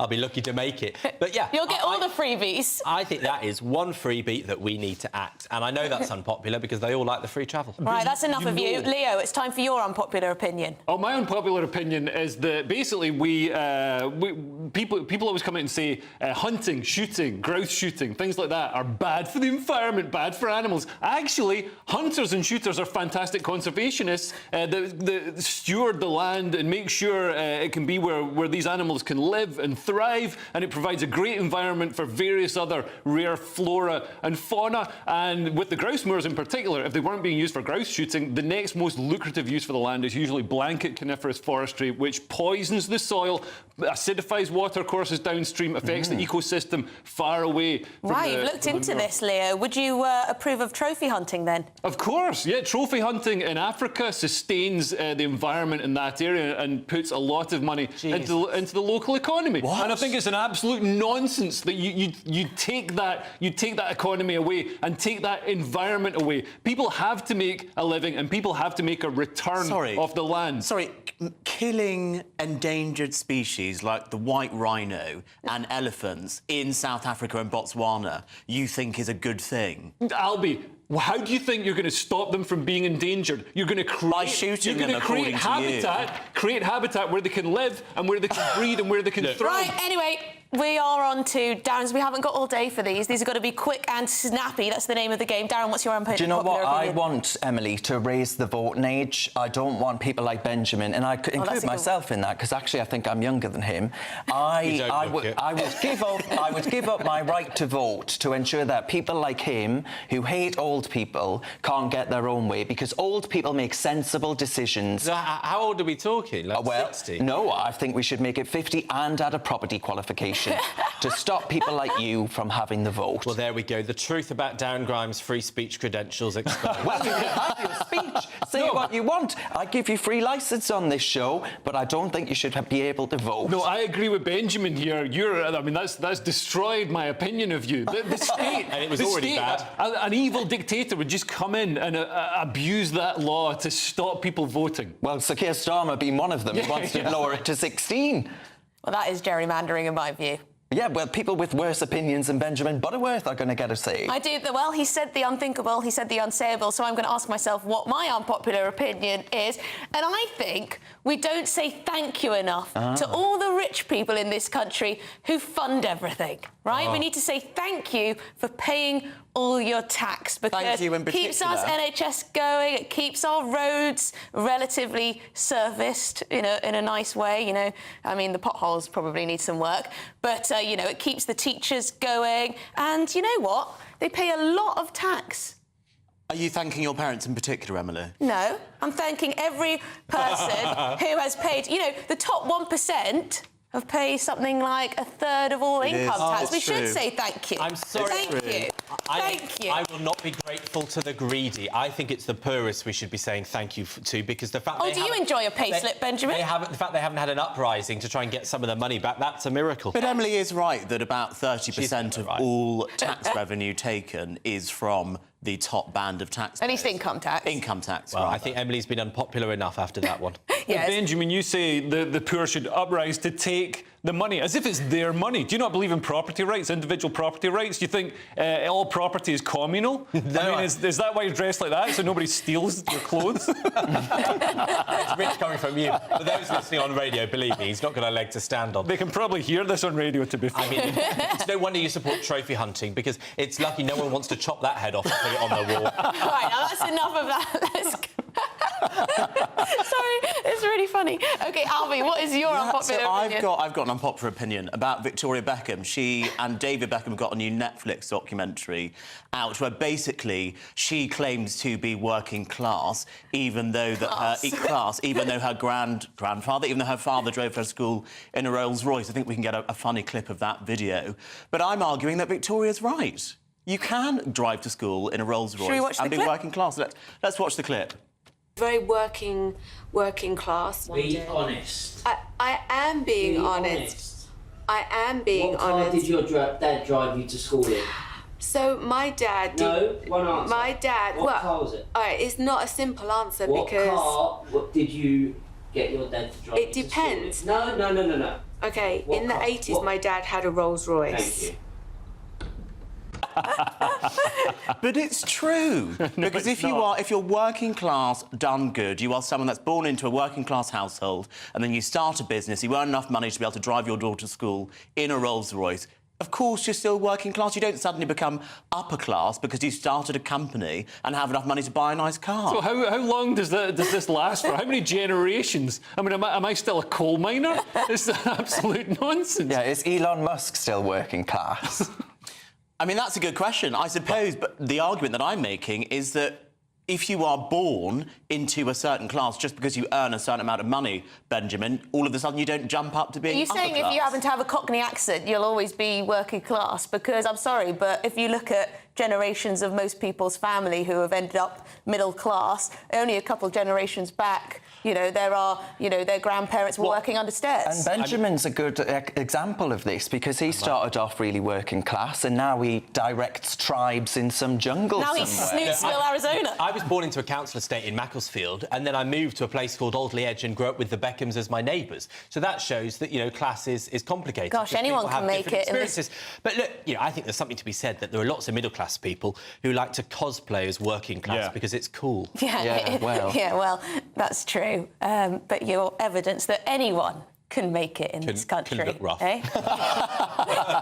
It's time for our first guest of this evening, and for some reason, Darren, a story about being left out of WhatsApp groups has caught your attention. Why has it? Indeed, because anyone who doesn't recognise the cold, lonely feeling you get when you think you've been left out of a thriving WhatsApp group, which, of course, Benjamin can identify. He still doesn't know that we've actually got a Saturday 5 WhatsApp group. But anyway, now it turns out you can make money out of it, so Benjamin's going to be in the money. After plumber Mark Brosnan was awarded more than £130,000 in compensation, having not been included in a group which contained important safety information. Well, with me now to discuss this is the barrister and employment law specialist, Astra Amir. Astra, thank you very much for your time. Can you tell us briefly a little bit about this case and what the background was to it? Hello, yes. So Mr. Brosnan, as you said, was a plumber and he had a work injury. He injured his back and as a result had a disability and he was off sick. And what his employer decided to do was to make a WhatsApp group for all the employees and to impart important information on that, part of it which was health and safety information. And they decided to leave him out because he was off sick. And now, so he brought a claim, and it wasn't just because he was left out of the WhatsApp group. He brought a claim for constructive dismissal and loads of other things. But the employer didn't turn up to court. They could have tried to justify leaving him out. They didn't dispute the evidence, and he won his case. And as you said, for the overall case, he was awarded £130,000. So there are a couple of things that we can take from that case. First of all, not everybody who is going to be left out of a WhatsApp group is going to be able to get £130,000 from it. It's very much on its own facts. It was just one small element of his claim and the employer didn't dispute it. They didn't try to defend it. The other thing that we should take away from it is that it's not binding on other courts. So just because this person was found to have been discriminated against because he was left out, that doesn't mean that every other court has to make the same decision. It was only an employment tribunal. So what does this mean then? Have you had businesses getting in touch with you saying, oh my goodness, I'm worried now that I haven't got all of my staff in a single WhatsApp group, and they're worried about, you know, extra additional cost burdens and all the rest of it. Is this something that businesses should be concerned about? Is this, you know, fear of missing out being a problem that actually impacts the balances of company books? Absolutely, that's a really good question. It does raise a lot of wider issues of having WhatsApp groups. And I think since the pandemic and since people started working from home, there's been an exponential rise in WhatsApp groups for employees because people need to keep in touch, etc. And the difficulty for employers with WhatsApp groups is that they're, unlike work emails or internet usage, they can't really control them and they can't monitor them because they're on people's private phones. So the employer might not necessarily know that there is a WhatsApp group until something goes wrong. Yeah. So they have less control over that. And if somebody's left out, if the reason they're left out is one of the protected reasons in the Equality Act, so for example, if they're left out because their race or their gender, then that could be discrimination. But there's also the issue that there could be bullying or there could be harassment. Okay. So, for example, there was another case in 2019, and somebody set up a WhatsApp group, and they decided it was somebody called Mr. Case set up a WhatsApp group, and he decided there was one employee he didn't like, so he left her out. Right. And then he started making some comments about her. When the employer found out, they sacked Mr. Case, and the Employment Tribunal found that they were right to do that because what Mr. Case had done was bullying behaviour. So what the employer really has to do is to make sure that they have a policy in place, a WhatsApp policy, and they have to say what is and what isn't acceptable. Another thing to think about, you know, businesses have got a lot on their plate, haven't they? But Astra Amir, thank you very much for your time and your explanation there. That was the Astra Amir, the barrister and employment law specialist on WhatsApp. Now, this is quite worrying, is it not? Oh, I'm worried to find out there's a WhatsApp group and I'm not in it, Darren. That's what's... Well, I haven't got £130,000 to give you, I'm afraid. But, I mean, do you... I think this is fair, because actually this was about a health issue that he wasn't aware of because it was shared in that way. And you know what? Employers have a responsibility to give out the same information to everyone that works with them. Yes, I guess in that context it's fair, but I mean, the idea, though, that businesses are going to start having to say, oh dear, I don't think Linda from accounts is in this WhatsApp group. I mean, why send... told her. Well, I have. Why send out... Well, thankfully, we haven't got a Linda in accounts. But why would actually we add additional burdens onto employers? Is this not all getting a bit silly? There are so many hoops that employers have to go through and so many potential legal cases that can be brought for discrimination, and it's not, they end up paying these big payouts just to not go through the rigmarole of the court process often. But I will say that these groups, not WhatsApp, but groups that companies use like Teams and Slack and various others can be hotbeds of nastiness. Do you remember the Monzo story? Oh, yes. This was with the whole debanking scandal of Nigel Farage. Monzo, which is a digital bank, fantastic bank, but they were found to have had all of these awful conversations going on I think Teams or Slack. It was reported anyway. And this is what happens. You can have bullying through the digital. You know, your boss can be slagging you off to someone else, and it's not monitored. And this is the thing with WhatsApp and with other digital media. You can say things, you can make comments about people that you maybe make in the pub in the past. Now you're putting them in WhatsApp, and then if there is a legal case during the disclosure part of when the legal teams are gathering all the data, they can request all the logs from all these things, and then stuff can be revealed that can really get you into trouble.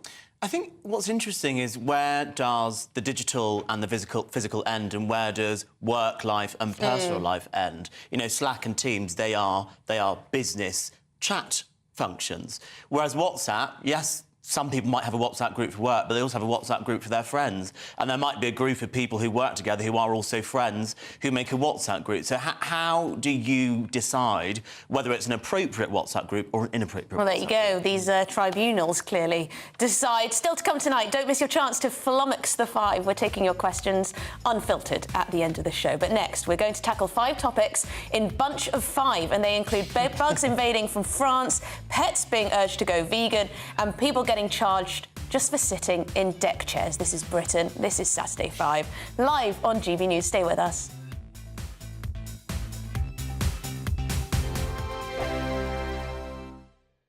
The Live Desk with me, Mark Longhurst. And me, Pip Thompson.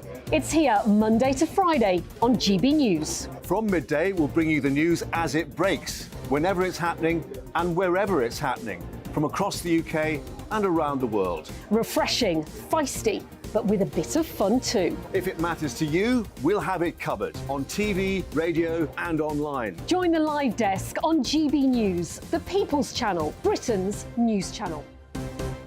So Jubes and Kerr, we tackle the issues of the day with real, robust debate, both sides of the fence, battling it out with me in the middle with my forthright opinions and views. And often really interesting things happen because you start with a position and then by the end of the debate you find actually, well, I might not have thought about that one. What we need in this country is 2 new political parties. You should maybe think about doing a 2024 calendar.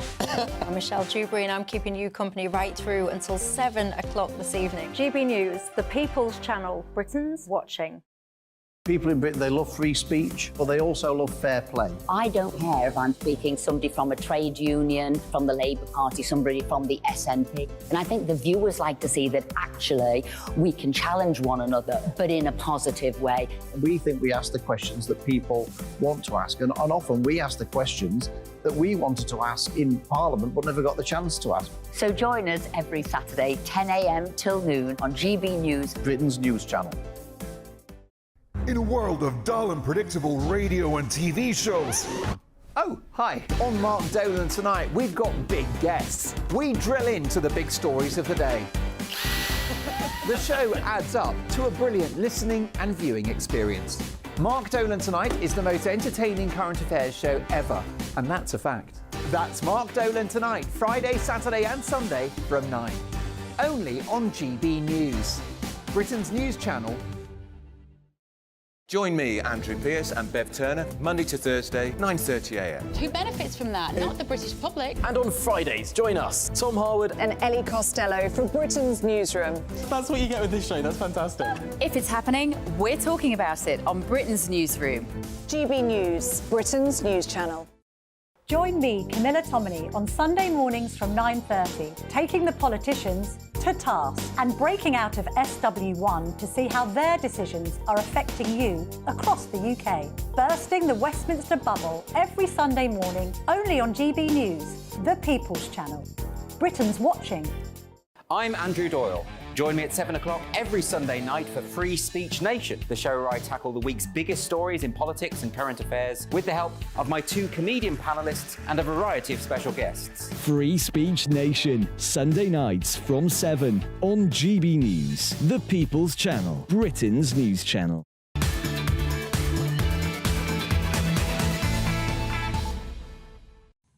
Welcome back to the Saturday 5. Plenty of emails as always. Barbara says, this is on our unpopular opinions, which were quite unpopular, some of them. Barbara says, obviously Benjamin Butterworth is so London-centric, he doesn't realise only Londoners get free travel at 60. The rest of us in more rural areas have to wait until we're 66 years old to get free travel on a service that barely exists. So, ha! Good. There you go. There's your response, Barbara. Joe, as Benjamin keeps... There's a lot of picking on you, sorry. As Benjamin keeps pointing everything towards our elderly population, how best can we actually deal with this section in our society? Are you talking about how we deal with the Benjamin Butterworth section or the elderly population? I'm not sure. And on the WhatsApp issue, Lionel says, gosh, we never had to deal with WhatsApp groups in my working day.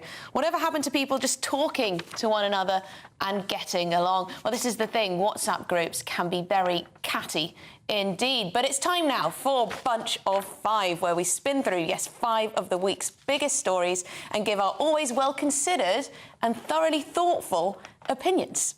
Yes, and where better to start than with Labour's plan for children to brush their teeth under supervision in schools. The scheme has been derided in some quarters, but you can't get a dental appointment for love nor money these days. Our teeth are rotting away faster than you can say milk and 2 sugars, please.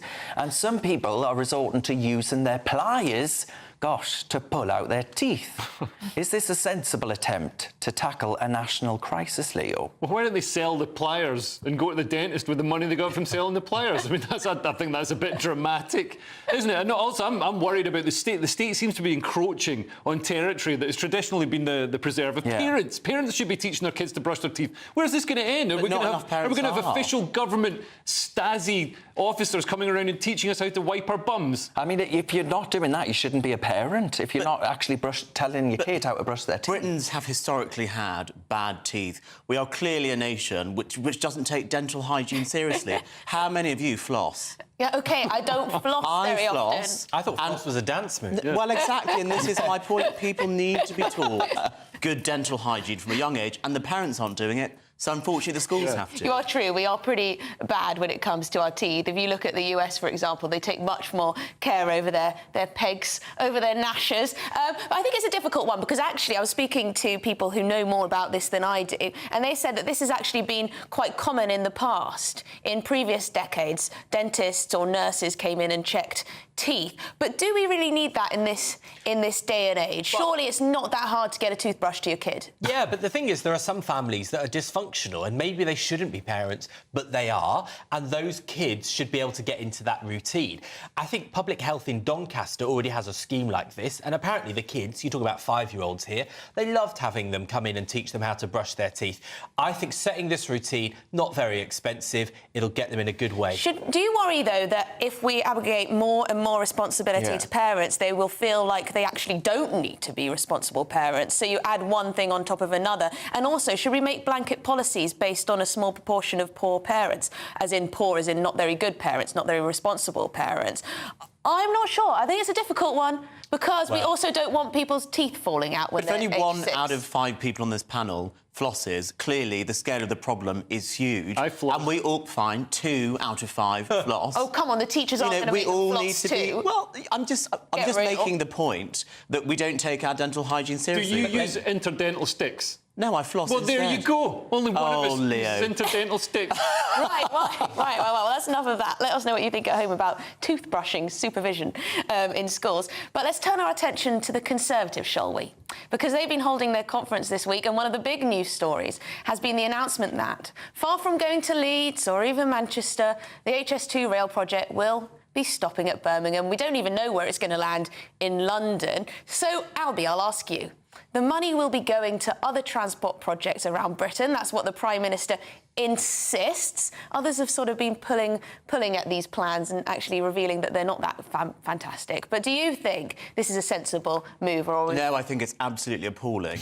And I think history will judge Rishi Sunak very poorly for not only cancelling the Manchester leg of HS2, but cancelling the Leeds leg of HS2, for cutting Northern Powerhouse Rail. What the Conservatives had a plan for at the 2019 general election was a new 21st century rail network for Britain, which was going to take trains off local rail networks to allow for more commuter trains, allow for more freight on the rails and get people around this country more quickly. And it wasn't just about London. It was about Bradford, it was about Leeds, it was about Doncaster, it was about Sheffield, it was about Manchester, it was about Liverpool, it was about Hull. And Rishi Sunak has destroyed this project, and history will not judge him well for it. Is it him that's destroyed it, or have management and successive governments destroyed it, Leo? Yeah, and I think the ballooning cost, because the original cost was 38 billion, which sounds like a lot, but it ballooned to 100 billion. But what the mistake I think Rishi's made is he's closing down the bits that would be the cheapest to build and bring the most benefit. Like the routes in the southeast and the route between London and Birmingham, they're pretty well served. They're not too expensive. But it's when you get up to Manchester and when you get up to Glasgow, that's when trains are slower. Yeah. We could be going to Scotland in 2 hours. hours. 2 hours. Not that a lot of people would want to, but it's good to get out of Scotland in 2 hours. I could live in Glasgow and commute to London. I'd rather be in Scotland than Birmingham, to be honest. Yeah, that's Gosh, how many people are we going to insult who are watching from Birmingham in Scotland? I love Scotland and I have lovely family up there. Look, I mean, Suella Braverman spent the last year shouting, stop the boats. I think Rishi Sunak misheard and stopped the trains instead. That's what we've got here. But trains doesn't sound like boats. Yeah, it doesn't really work with the train. Right, next topic, bedbugs. Paris is apparently awash with the little critters, and bedbugs, and there are concerns they could hop across the channel and start plaguing us over here. Some experts are even saying the problem is already just as bad in London. Oh. But us stiff upper lip Brits are not talking about it much. Well, here we are talking about it, giving it some airtime. Albie, have you ever had any strange creatures in your bed? No comment. No comment at all. But look, on the issue with bed bugs, which is actually quite a serious issue, if we are expecting a swarm of bed bugs to be crossing the channel, hopefully Suella Braverman can stop them. We'll give you that idea. She isn't able to stop anything coming across the channel. I've actually had bed bugs before. When I lived on Edgware Road, and oh my God, they're horrific. They're not like little things that just bite you or whatever. And I didn't even know I was being bitten. But then my girlfriend came to stay, and she had all these like welts all over her body, and we're like, "What's going on?" And then we turned over. We thought there might be bugs. Turned over the mattress, and these things are biblical. It's like a Bush Tucker trial in your own bedroom. What do they taste like? How did you put your girlfriend through that? Well, I didn't mean to. Well, wash your It's not about washing. It's not about, What's it about? You could just wash them. You just like wash under your pits with a bit of soap, and the bed bugs disappear. So what do you have to do? Do you have to throw out your mattress? You basically have to burn your house to the ground. It's insane. I had to get diatomaceous dust. I had to get all these chemicals. I think you've just offended everybody in France. But, OK, just when we've thought measures to protect the planet couldn't get more ridiculous, they come up with something else. A study says that pets should be fed vegan diets in order to reduce greenhouse gas emissions from the meat industry. Incredibly, there's a case to be made for this, apparently, as it turns out that the production of meat-based dog food generates more greenhouse gases than the whole output of the UK, or so this study claims. Albie, should we make our pooches go veggie? Well, look, I'm more of a cat person than a dog person, and I know that cats have to eat meat, so this wouldn't work for cats. But it might work for dogs because they can actually have these vegetarian diets. Emily, you have a dog, so would your parents' dog, rather, like being on a vegan diet? Absolutely not. He loves cheese, and he loves his... Do you know what he really loves? At Christmas time, he gets a special tin, and it is a Christmas dinner in a tin. So it's got everything in there. You know, a bit of... what do you have on... Turkey. Bit of stuffing, bit of potato. Are there pigs in blankets? Pigs in Can blankets. I have one of those as well? But even you must admit that this is all going a bit mad. I mean, the gases that come from your mouth are probably, more of a threat to Britain than our dogs and cats. Look, this time last year, I went vegan for about 2 months. It was partly for a project I was working on. I wouldn't have done it otherwise. But you know what? I felt so much better. I thought you told me that you got really tired and I fainted couldn't get out of bed. I was so skinny. He was so skinny. Nothing tastes as good as skinny feels. That's Benjamin's motto. But last, and definitely least, how much would you pay to sit on a deck chair in a public park? Absolutely nothing, I hear you cry. And that's why social media users have been outraged to see chairs cropping up in public spaces, which can be rented for, guess what, £3 an hour, 11 quid for a day. And you can even get your hands on a season ticket for a whopping £150. Is that a snip, Leo? I think, why can't people just sit in the grass? If you don't want to... I mean, I'm a capitalist. If you don't want to voluntarily pay for a deck chair, don't pay for a deck chair. The deck chair wouldn't be there unless people were paying for it. So you think this is it's probably the local authority, the local council, a little moneymaker. Why not charge... And these things are usually in central London, aren't they? So they're charging tourists mainly. Yeah, Green Park, and there's not much you can get for £3 in central London. So, that wouldn't even get you a bit of lettuce or an M&S sandwich.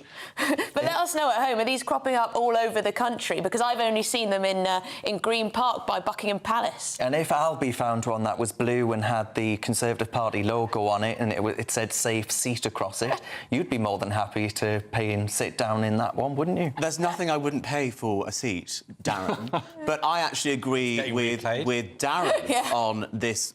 Darren, with Leo on this point. Look, at the end of the day, it is a capitalist world, and if a council or a businessman is going to say, I could make some money out of selling deck chair time, then good on them. Well, you know what happens? You have people sneaking and seeing how long they can sit on the deck chair without getting in trouble. I think they've had to start putting them in chains. Well, I just wonder, if I haven't paid my £3 chair fee and I go and sit down, what, are they going to physically drag me off the chair? Yeah, they do. Yeah. How do they do that? But they can't do it if you're a woman, because that would be a hate crime. Well, anyway, look, still ahead, we're all going to be answering your questions in Flummox the Five and in One More Thing. We'll give our final thoughts on tonight's topics. But coming up, Business Secretary Kemi Badenoch says there's no place in the world better to be black than modern Britain. Was she right? We'll be joined by another great guest. You're with the Saturday Five, live on GB News.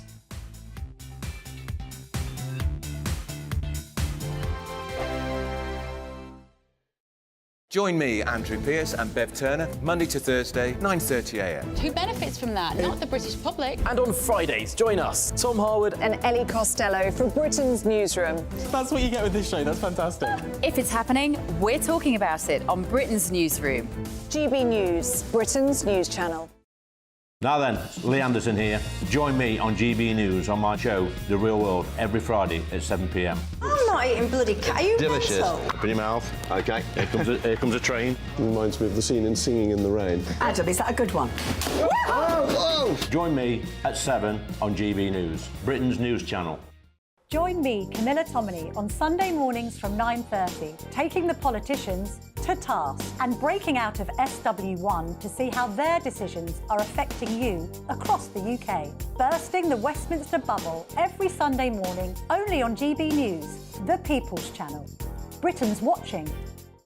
Join us every night on GB News at 11pm for Headliners, which is 3 top comedians going through the next day's news stories, which is exactly what you need, because when the establishment has gone crazy, you need some craziness to make sense of it. So join us 11pm every night on GB News, the People's Channel, Britain's news channel. I'm Andrew Doyle. Join me at 7 o'clock every Sunday night for Free Speech Nation, the show where I tackle the week's biggest stories in politics and current affairs with the help of my 2 comedian panellists and a variety of special guests. Free Speech Nation, Sunday nights from 7 on GB News, the People's Channel, Britain's news channel. Every Sunday from 11, join Michael Portillo. There will be topical discussion, looking at the week before and the week to come. So kick back and relax at 11am on Sundays on GB News with me, Michael Portillo. GB News, the People's Channel, Britain's news channel. Nightmare commute? Kick it up a gear with me, Patrick Christie's, at Drive Time, 3 till 6pm, Monday to Friday on GB News Radio. You can listen online and on DAB+, on the smart speaker app and on the GB News app. And if you've got an Alexa, all you have to say is, Alexa, play GB News. We're also on TuneIn and the Radio Player apps. From the school run to rush hour, get revved up with me, Patrick Christie's, on GB News and GB News Radio. In a world of dull and predictable radio and TV shows. Oh, hi. On Mark Dolan tonight, we've got big guests. We drill into the big stories of the day. The show adds up to a brilliant listening and viewing experience. Mark Dolan Tonight is the most entertaining current affairs show ever, and that's a fact. That's Mark Dolan Tonight, Friday, Saturday and Sunday from 9. Only on GB News, Britain's news channel.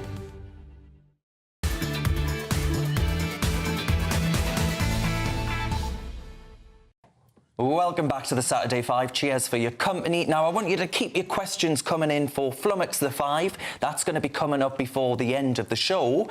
Now, though, it's time for our next guest of this evening. Some interesting talking points coming out of the Tory party conference, I reckon, Emily. Yeah, I think you're right. There certainly are. Amongst all of the noise around smoking bans and HS2, Kemi Badenoch said in her speech that Britain is the best country in the world to be black. Now, this comes after Home Secretary Suella Braverman said only a couple of weeks ago that multiculturalism has failed. There once again appears to be some disagreement within the Tory party, although I'm not sure that is direct disagreement, but we'll find out from our next guest, who is Rakib Ehsan, Dr. Rakib Ehsan, who is the author of Beyond Grievance, What the Left Gets Wrong About Ethnic Minorities. So he is extremely well placed to talk on this point. Hi, Rakib. Kemi got a lot of pushback on this, but is Britain the best place to be a black person? Well, those who oppose Kemi Badenoch's views, I would ask them name one country where a black person would enjoy a greater national package of democratic freedoms, legal protections, social stability, and economic opportunities. I think what she said was largely correct. I think in the Western European context, post-Brexit, Britain comfortably outperforms other countries such as Germany, Netherlands, France, Spain, and Italy when it comes to providing anti-discrimination protections on the grounds of race, ethnicity, and religion. And now Albie here, who's very interested in race relations in this country, I think has a question for you, Rakib. Rakib, another thing which happened in the news, of course, was a controversy which is surrounding Fiona Bruce for identifying one of the people who was asking a question on Question Time as that black guy over there. Do you think that controversy was justified? If someone described you as that Asian guy, would you find that offensive? Well, I'm Asian. And I think that if that was a useful way to point me out in a crowd, then I'm very proud of my Asian identity. So it takes a lot to offend me, and that wouldn't offend me if truth be told. Is it a case of politically correct gone mad? Why is it that people do find it offensive just to be described as Asian or black, even though I am black and you are Asian, and if Emily was to describe me as that black guy, I wouldn't be offended? Why do you think people are offended by it? Well, it's quite often the people who are offended are those who usually emphasise their minority identity. And I think that if you're so incredibly proud of your minority identity, then why all of a sudden are you sensitive if someone refers to you to that particular element of your personal identity? So I think there's somewhat of a contradiction there. Thank you very much indeed, Dr. Rakib Ehsan. Thank you very much indeed for your time. Interesting one, that, isn't it, Albie? The Fiona Bruce incident, that black guy, because maybe it does sound a bit abrupt in this day and age. What do you think, Darren? Well, I agree with what Rakib said. In the context of the crowd, the guy, what could she have said? The guy with the blue T-shirt on, it wouldn't have been a very good way of pinpointing who she was talking about. But I assume, I didn't watch it, I don't watch the BBC, but I assume he was the only black guy, wasn't he? Well, maybe not the only black guy, but I guess it does feel a bit politically incorrect to say that black guy over there when you wouldn't say it to you or Leo or to Benjamin. Imagine if someone said that gay guy over there. Would that be offensive? I think, Fiona Bruce said that she would usually refer to someone's clothing. So I might say for Leo, the person wearing my nan's curtains over there, that would clearly identify who I am. Yeah, and give your nan my regards, Benjamin. But look, this person didn't say they were offended. No. She volunteered to ring him up personally to apologise and apologise publicly. And maybe there's sometimes an anxiety about this that isn't really there. That's really nice from you, Benjamin, because you often see, oppression and offence where it doesn't necessarily exist. And to your point, if I was in a crowd of mostly Asian or mostly black people, they might be, say, the white woman with the ginger hair. I don't know. Let's see what people at home think. I think it would draw more attention to the fact if you tiptoed around the fact that this is the thing that would quickly and easily identify that man. I know you even saying man. Why isn't it offensive to say man? That's a gender classification. On Kemi Badenoch, just very quickly, I was surprised that she said that Britain was the best country in the world to be black, but last week we were talking about the Black British Voices survey that found over 50% of black people aren't proud to be British. Sad stuff. OK, right, still ahead. Roll up, roll up. We're about to answer questions from you, our wonderful viewers, in Flummox the 5, plus our final thoughts in One More Thing. You're with the Saturday 5 live on GB News. What you get for breakfast is something that, if we do our jobs right, you will wake up to news that you didn't know the night before. It's a conversation. It's not just me and Eamon. We want to get to know you, and we want you to get to know us. From 6, it's Breakfast with Eamon and Isabel. Monday to Thursdays on GB News. Britain's news channel. Nightmare commute. Kick it up a gear with me, Patrick Christie's, at drive time, 3 till 6 p.m, Monday to Friday on GB News Radio.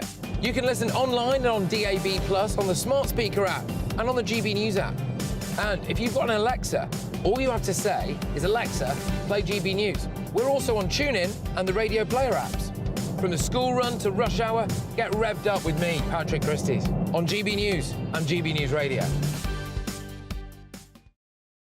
Join me, Andrew Pearce and Bev Turner, Monday to Thursday, 9:30 a.m. Who benefits from that? Not the British public. And on Fridays, join us, Tom Harwood and Ellie Costello from Britain's Newsroom. That's what you get with this show. That's fantastic. If it's happening, we're talking about it on Britain's Newsroom. GB News, Britain's news channel. GB News, unlike other broadcasters, isn't obsessed with the London-Westminster bubble. We think there's a nation beyond the M25, and that's why we talk about the issues that matter across the land. Join me on State of the Nation, 8 to 9 o'clock, Monday to Thursday, on GB News. Daisy's listening, and you should too. People in Britain, they love free speech, but they also love fair play. I don't care if I'm speaking somebody from a trade union, from the Labour Party, somebody from the SNP. And I think the viewers like to see that actually we can challenge one another, but in a positive way. We think we ask the questions that people want to ask, and often we ask the questions that we wanted to ask in Parliament but never got the chance to ask. So join us every Saturday, 10 a.m. till noon on GB News, Britain's news channel. The Live Desk with me, Mark Longhurst. And me, Pip Thompson. It's here Monday to Friday on GB News. From midday, we'll bring you the news as it breaks, whenever it's happening and wherever it's happening, from across the UK and around the world. Refreshing, feisty, but with a bit of fun too. If it matters to you, we'll have it covered on TV, radio and online. Join the Live Desk on GB News, the People's Channel, Britain's news channel. In a world of dull and predictable radio and TV shows. Oh, hi. On Mark Dolan tonight, we've got big guests. We drill into the big stories of the day. The show adds up to a brilliant listening and viewing experience. Mark Dolan Tonight is the most entertaining current affairs show ever, and that's a fact. That's Mark Dolan Tonight, Friday, Saturday and Sunday from 9. Only on GB News, Britain's news channel. On Mark Dolan Tonight, we'll bring you the latest on the tragic scenes playing out in Israel, with voices in the field and top analysis closer to home. In my big opinion, as the police give in to gender madness, let's be clear, there is no such thing as a female rapist. And in my take at 10, Irish Premier Leo Varadkar says Britain is disengaging from the world. Rubbish. He's disengaged from reality. We're live from 9.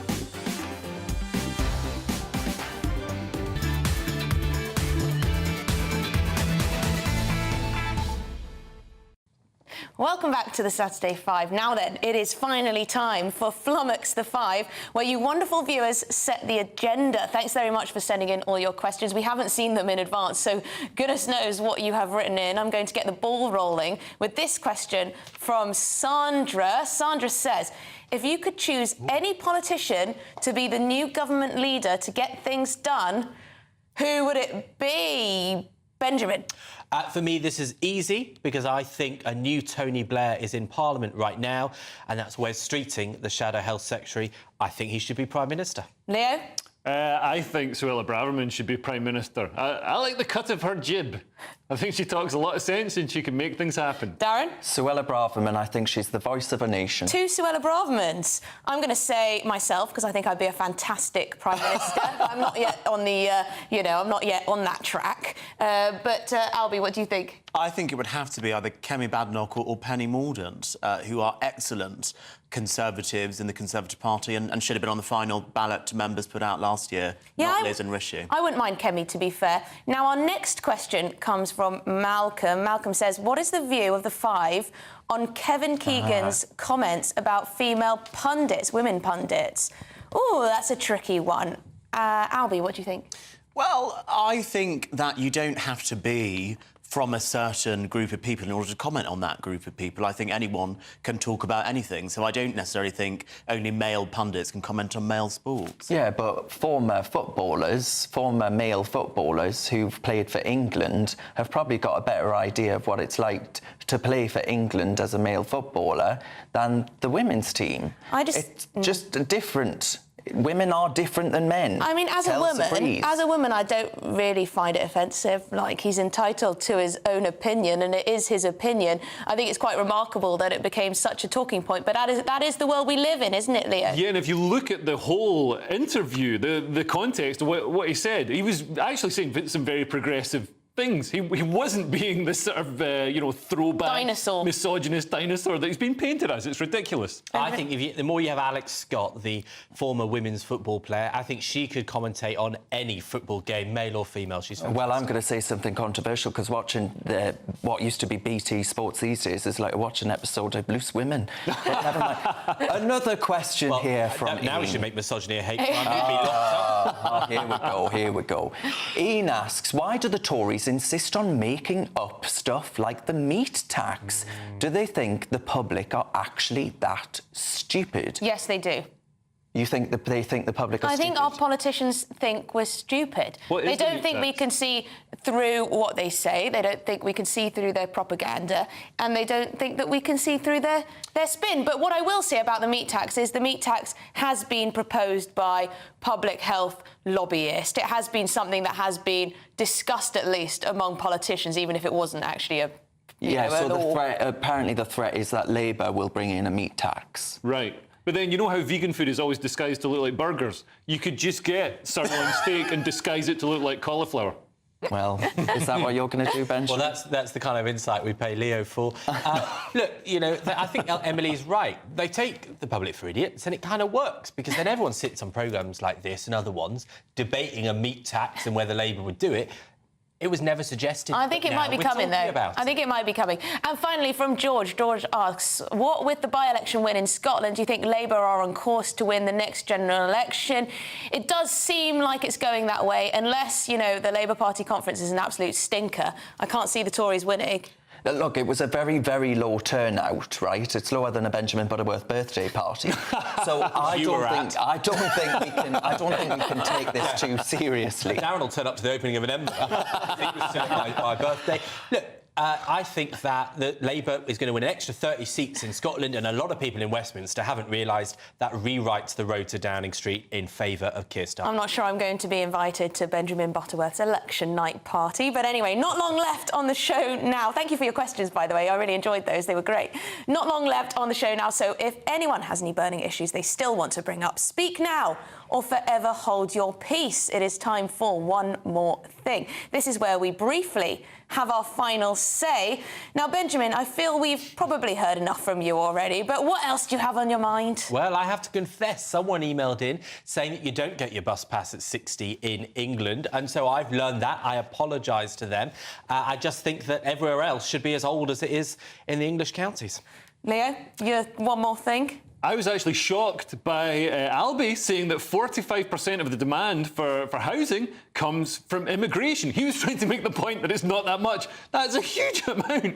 Like, considering that, last year we issued 1 million visas in a country of, 65 million people, and that's still almost half of the housing demand came from those people. I think that really shows the impact that our sort of unfettered immigration policy has on people's standard of living in the UK. Well, there you go, final word, Leo. Darren? Well, I've learned that Albie thinks we're all scruffy beggars for not flossing our teeth on a night. You are. And I'm going to go home tonight and make a pledge I will floss my teeth. And let's all floss our teeth floss tonight. I mean, well, he's got nothing else to do. So. I'm not. I know. I said I would make a great leader of this country. I didn't really mean it. But my one more thing tonight that I have to say is that I am, in fact, sleeping in the studio tonight because tomorrow I am back 1 till 3 for GB News Sunday to bring you the very latest and lots of serious and light-hearted journalism for you. So please do tune in tomorrow. Albie, what's your thing? Shameless plug there, Emily. my one more thing would be that all dogs should go vegan, because if all the meat which is produced for dogs is the same as the UK's emissions, it means we wouldn't have to get to net zero. Well, I mean, the poor dogs, Yeah, the though. poor dogs. The poor dogs. No vegan Christmas dinner for Bob. But no net zero.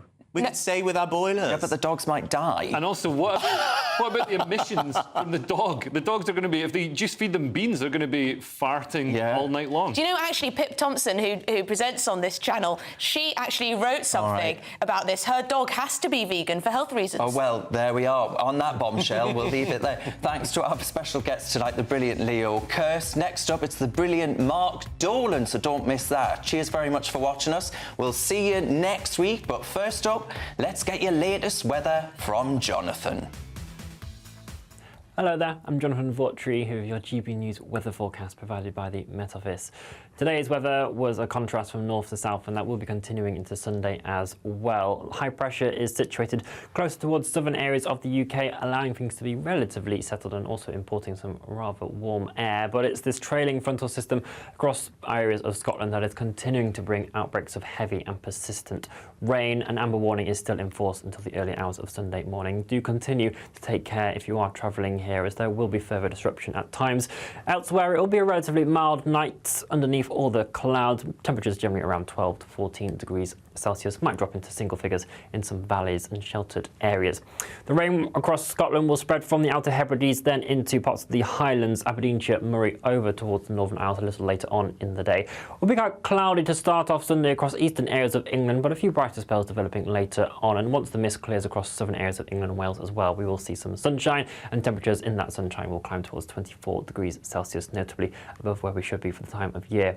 Looking forward to Monday then, and it will be a relatively cloudy picture, particularly across western areas where we'll see some cloud pushing in across coastal areas, might make its way further inland as well, providing some drizzly outbreaks at times. Best of the sunshine further towards the south and east, where again it will be quite warm for the time of year. Temperatures though will be on the way down as we head throughout the next week, with a rain band moving in as well. Bye-bye.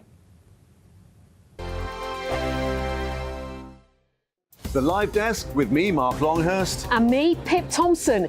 It's here Monday to Friday on GB News. From midday, we'll bring you the news as it breaks, whenever it's happening and wherever it's happening, from across the UK and around the world. Refreshing, feisty, but with a bit of fun too. If it matters to you, we'll have it covered on TV, radio and online. Join the Live Desk on GB News, the People's Channel, Britain's